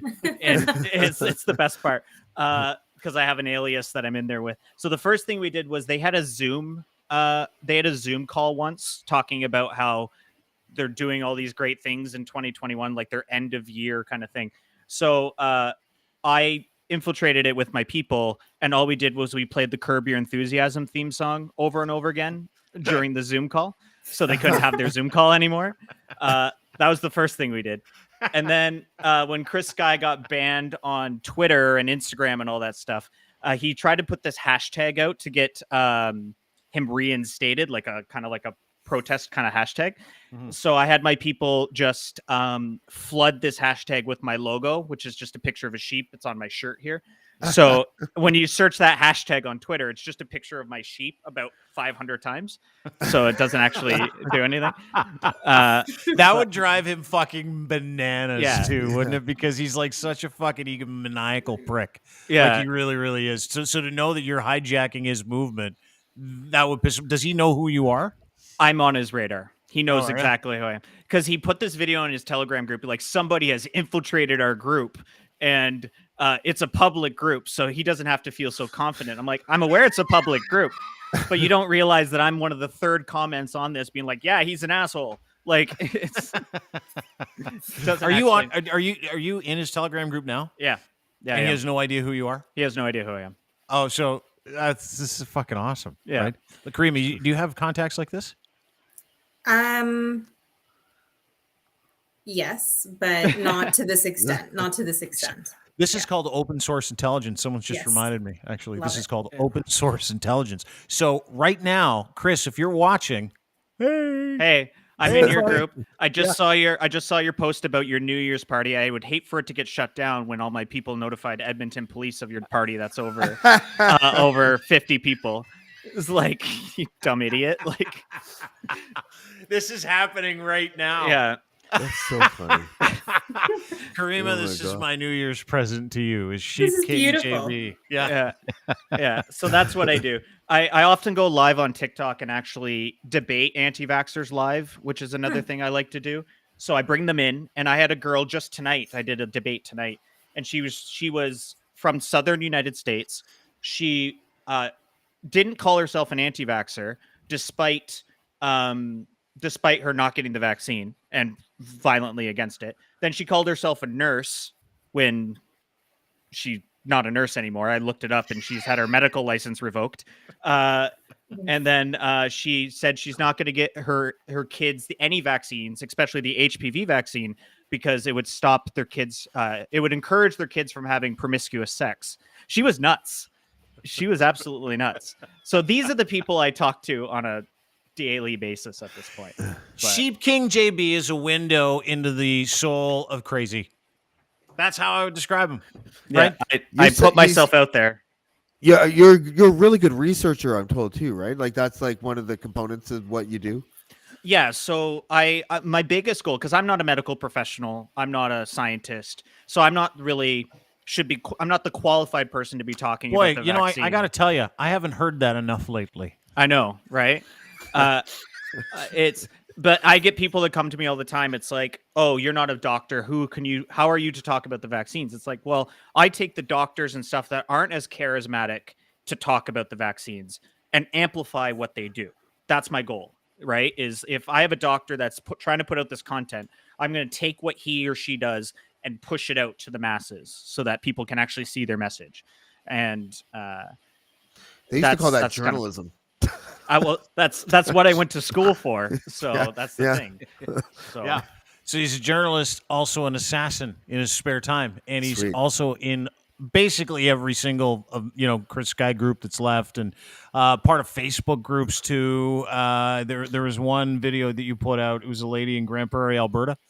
Grand Prairie, Alberta. Don't even get it's a lot of hot stuff in Grand Prairie. Do you know how Alberta. many videos I've got sent? So like Grand Prairie is a population of about 60, 70,000 people. Yeah, I'm pretty sure Northern Alberta.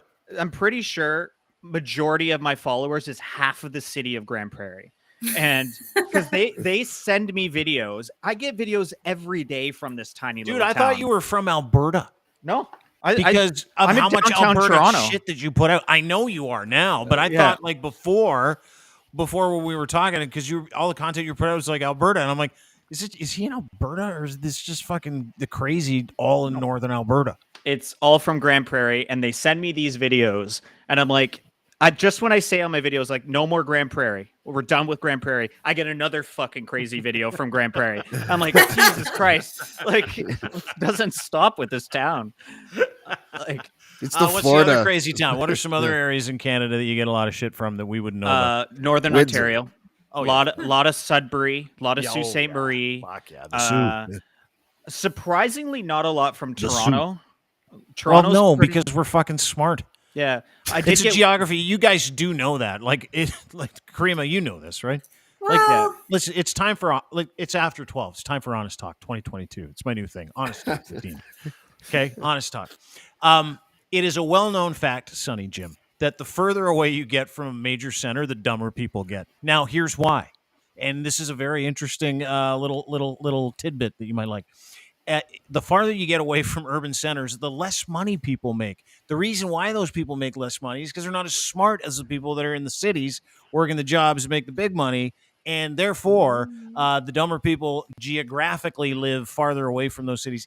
Listen, I'm plain speaking it, and it deserves a better explanation than that from a smarter individual than me. But I can tell you this. That is generally what the issue is that we encounter, which is why they set the electorate up this way, to be honest with you. They're like, hey, listen, fuck, we can't have Alberta and Saskatchewan and Manitoba deciding the elections. We're going to be fucked, right? So let's give it to the people with the major centers, and that's how it works, population representation. But it is an absolute fact that dumb people live in the country. Well, it's funny because I grew up in the country. I grew up Me in too. a tiny one-horse town in rural Ontario, and I live in that town. Oh, right do you? now. Okay. I mean, Yeah. you looked familiar. I'm fine. Yeah. You I own guys the may horse be now. related. Yeah. No, but my family still lives out there. And when I went home for Christmas, it was like, it reminded me why I left. Because we can't Right. go do this because Aunt Jim Bob is not vaccinated, so we can't go see them. Yeah. I'm like, oh, okay. Like, great. Like, it's like, yeah. Yeah.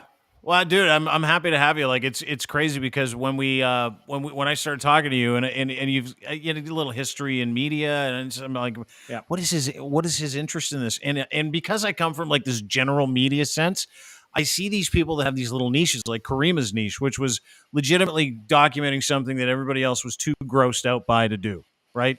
And she went and did it, and she stayed with it, and she created this niche. Now, Karima is the go-to for anything Chris Sky because she knows everything about him by virtue of the job that she did. It's kind of the same thing for you, right? Like you're the guy when it comes to not why would you say exposing, shining a light on, enjoying the other half that we don't often get to see, or that some of us just don't dwell on, or don't have friends that are that dumb that we hang around with all the time. Like it's truly like a revelation when you watch your shit.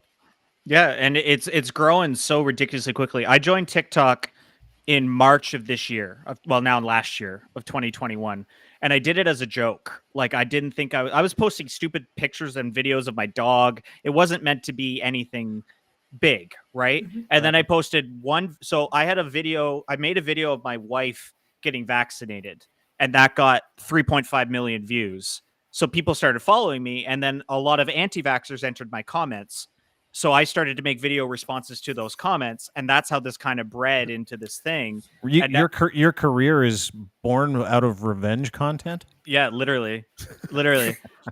You tell me my wife is going to die, I'm probably going to make a video about you. Like, it's that simple. But then now I have like 100 and something thousand followers in less than a year, and it's growing like crazy. It's nuts. What's your TikTok handle? Is that what the kids say? Yeah, TikTok handle? my at is what's your at Sheep King JB. It's the one on the screen there. So at Sheep King JB. Yeah. Yeah. So that's how much I know about TikTok. I am virulently against adding more social media shit to my phone, and I know as a company we need to be in this space, and we needed to partner with someone who was way better at this and understood it. and got it. And JB does, Sheep King JB does. I mean, he's about as, and he's Canadian too, which I fucking loved. I'm like, fuck, this guy's huge there and he's there Canadian. is a lot of good Canadian creators on TikTok, like amazing comedians, amazing content creators on TikTok. And the thing I love about it is it's hyper local. Like if I say I'm in Toronto, like it knows that I'm in Toronto. I'm going to see exclusively Toronto things, Right. which is great. So I can see other Canadian creators. And what it's done for me as a Canadian creator is really had me partner with all of them. So a lot of my friends on TikTok is other Canadian content creators. Yeah. So we can start talking. There's a guy out of Calgary. His name's Josh DeGroot. I'm going to give him a slight plug here. He's great. Does very similar stuff to me. He's so funny, but I wouldn't have found him if it wasn't for TikTok, right? That's the thing. Mhm. But it's because we were doing similar content. He makes fun of Jason Kenney all the time, and I love that. Oh, that's awesome. We got to introduce him to Locke. Our network's going to grow infinitely because of TikTok. Now I'm going to get on Twitter. I'm going to get on TikTok, but I'm not going to make any videos of me doing ABBA songs and stuff like that. Yeah, you're not going to get popular on a kid's dancing app like I did. Like, no, that's not your thing. But like you didn't do the ABBA singing though. You did this shit. No, I don't dance on the. On the app. You don't have to. Is it not a prerequisite? You don't have to. No, I thought it was. I did one, and it didn't. I get all my TikTok news from Jagmeet Singh still. I don't know. I mean, I follow him. He's my one TikTok goal to get a follow back. If I get Jagmeet Singh to follow me back, I'm like, okay, I did it. I win. I win Canada TikTok at this point. Kareem, are you on TikTok? It didn't really stick for me. So no, I am not, but I've been thinking about it because I feel like a lot of my rally footage would be conducive to little Huge, TikToks. yeah. Oh fuck! Go backdate some of that content. Now I think like a business person. It's weird. Go backdate your content and start a whole thing and start filtering that out and grow your follower base. And Sheep King JB will help you because you guys fucking deal with the same stuff. Yeah, no, I'm down for that. All right, we're already making business plans. There we go. Yeah. You figure it out.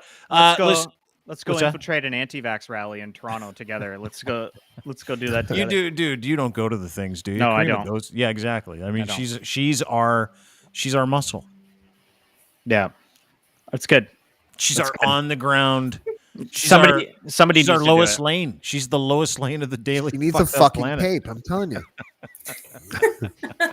Like Moses Neimer. Superwoman. You wore capes for 40 years He and did. still never saved a cat. Like never once. Right? They're talking. No one understands that other than us, I think, probably. Anyway. World. Listen, Sheep King, I'll let you go, brother, but thank you very much. Thanks for joining us. We were just doing a little quick intro. I wanted to introduce you to the group and say hi, and it's been kind of a crazy back and forth today, and but appreciate you being here, and we'll talk to you this week. I'll send you a note in the next couple of days. Yeah, we'll talk. Let's do it. Okay, pal. Talk to you soon. Okay, bye. Nice meeting. Bye. See? There's your gift. Beautiful. Starting off right. I like it. This You was look like fun. the Oracle. You look like the Oracle. Remember from the Matrix? Me or Dean? Or him? He's just like all the wisdom that pours out of you, you know, and Yeah. with the hutch in the background and shit. Have you enjoyed the Stroke Fest, the Karima Stroke Fest? Yeah, I feel my ego's huge. Like we're Is doing, it? yeah. Okay. I like James on Powell's shrooms. This is handy. great. Oh, I like he's James great. always, but especially on shrooms. You're very He's awesome. like, gentle. Yeah. Oh, thank you. Yeah. Charming James comes out when he's just baked on 6.5 grams of shrooms. The key is to escape your reality as much as possible. Ain't that the truth? I want to come to your little farm. It's like I see that you're not, I guess the furnace fixed because you're not in a parka. Yeah. Yeah. It's You get the fixed furnace enough. fixed. Last time we were on a podcast, he was like fucking legitimately in a toque and a winter Yeah. coat. It's 58 And he's like, degrees in here. he did. Karima, he goes like this, guys, it's like 59 degrees in my house. Oh, I feel that. Like where I'm at, the furnace would get water in it and then like freeze. And what a nightmare. And then he goes like this. He goes, and the fucking guy can't come here for another 4 days. Yeah, it is true. And we can't get our body heat going because my wife and I don't like each other. So it's like, Oh, beauty. It's funny because it's true. Yeah, I know. Why are we laughing at my pain? Well, because we're high, probably. Yeah. Oh my god. Thank you Anyway, for that was indulging this. I had such a blast. I learned about timing and shows. Yeah. We were planning this thing. My Listen, bad. My bad. No, it's not. It's nothing bad. This is a learning experience. We were planning this thing, James, and I'll tell you a funny story because I love Karima to death. And we talked about this, want to put it on. We had a couple meetings. We had a big meeting today, and I worked on this at 6 o'clock in the morning. It is like 8, and I'm like, I'm gonna go pop in the shower for my second shower of the day because I want to be awake for this and enjoy it. And I get this, my phone goes bing, and very few notifications do I accept notifications from. Karima's one of them. She's like, cartoons for show, and I'm like, okay. So I open up the thing, and it's like there are 23 different cartoons that she wants to show today. I know, it's right? And then in an and then Excel prior document. yeah, and then prior to that, we're like, I'm on the phone. James phones me today in the car. Oh, fuck, let's just air it out. James phones me today in the car, and he's like this. He's like, "Hey, Bullard for the show today." I go, "We got 44 guests, but why the fuck not?" Because when we sat down and did the guest list, Karima brought all the guests, and I'm like, "Sounds great, it's your show." It was supposed to be 2 hours. We expanded into 3, and we still didn't even get to half the shit, not even a quarter of it. Like we've got a litany. And she sent these pictures, these beautiful cartoons that we showed you that she does. Like, it's incredible the work that this woman does. Like, absolutely fucking incredible. This kind of stuff. She sent me 23 of these, and I had 20 minutes to get in the shower, put them in the thing, and then get them ready. And I said to her, "Listen, don't be upset if we don't get to everything." Yeah. I'm easygoing. It's good. We did a great show. This was In great. Dean's defense, when it came to pitching Bullard, he didn't say yes until I said we would call him an asshole. So yeah, that's true. We wanted to let him know he was the Canada's asshole of the year too. That was a great little fuck. And you know what else pisses me off? I'll tell you. This is some stuff we didn't get to today. We didn't get to this fucking incredible Seth Rogen picture because he's one of James's woke fucks of 2021. Like that upsets me. I can go through that list really quickly. Sure, hit it real quick. Yeah, there it is. Okay, so Seth Rogen put out Santa Inc. and decided that any critics of Santa Inc. were white supremacists, even though that's what he said. Sorry, what? He did. He was so James has the woke fucks of 2021. You can go read it at deanblundell.com. And what he said about Seth Rogen, I'll help him out because the shrooms are killing him right now. What he said about Seth Rogen, and it was so funny. He's like, he put out this new app called Santa Inc. and everybody shit on it for being too woke. And he said, I guess everybody out there is racist. Like he just said everybody's a white supremacist now. Like, does Seth Rogen have a mirror or? I just am asking. Seth Rogen's like, people that don't like my stuff must be white supremacists. And that was brilliant. Anyway, who's this? This is John Tory, one of your guys. Yeah. I just don't like the way he called women when he was too afraid to use the word women because of Menstruation Appreciation Day. And he called them menstruators. And I just thought it was so dehumanizing and stupid. And I still do. I just like, there's that aspect of this whole issue is that no one really talks about is that like women are like at the receiving end of like a lot of horrible shit because of stuff like that. Like, and anyways, whatever. I just found it really weak more than anything else. I found it like, kind of It's also like what segment of the who is that? Who's that? Well, do you want to be called a menstruator? No, I don't. Karima, a female. Yeah, I'd prefer not menstruator. Personally, exactly. We shouldn't even be thinking about this. The answer is women. Yeah, that's just me. But like he also is in a position to like make material changes that will like help people, and instead, goes for this performative kind of superficial change that means nothing, or I shouldn't say means nothing, but it's like who are you taking this advice from? Like who's making these decisions? People afraid of optics are making these decisions because they measured out that if he uses the word women, that those optics are worse than if he uses the word menstruators. That's all like it was. go fucking math. fund housing. Like Yeah, exactly. Quick comment from Stony, like this one. James stoned and stoned some more. That's right. Hi. He loves it. Little do they know I that replied, I'm high. Like, you know what all I the replied? time. I replied to him, geared. Yeah. What's your favorite term? Let's kind of. We don't need to go through the rest of this. It's like fucking almost 1 a.m. Yeah, Justin Trudeau. Someone else. Go ahead. Yeah. Karima, Happy New Year. Happy New Year. Thank you.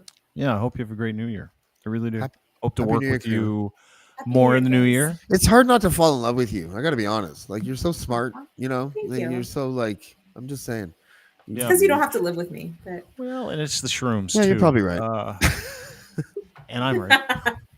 Yeah. We're both right. Yeah. But I hope that like I said, I hope we get a chance to work together a whole bunch this year. I hope we get a I chance think we to, like met this year, right? Like Yeah.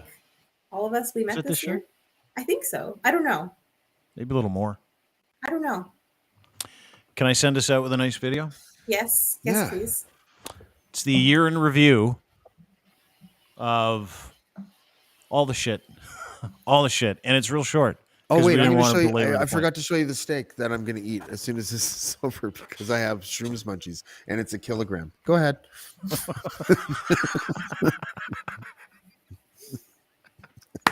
Sorry. Fuck, I love you tonight, man. I really do. But anyway, Happy New Year to you, all of you, for listening, watching all year long. We had lots of growth. We were really thankful for it. So anyway, here's a present for you, present for Karima. Karima, Happy you New guys. Year. We'll talk to you soon. Love you guys too. And watch this and see you tomorrow sometime. Or maybe not, maybe Monday or Tuesday. Bye.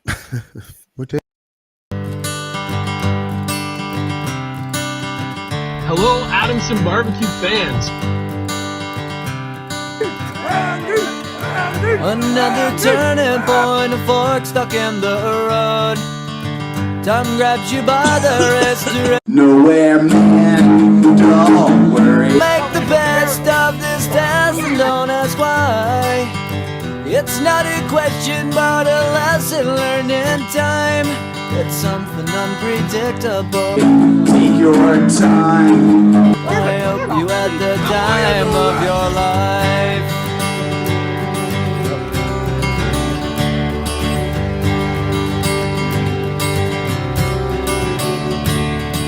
So take the photographs and still frames in your mind. That's how you deal with people that try to break the law, try to intimidate you, and try to bully you. Maple syrup, God.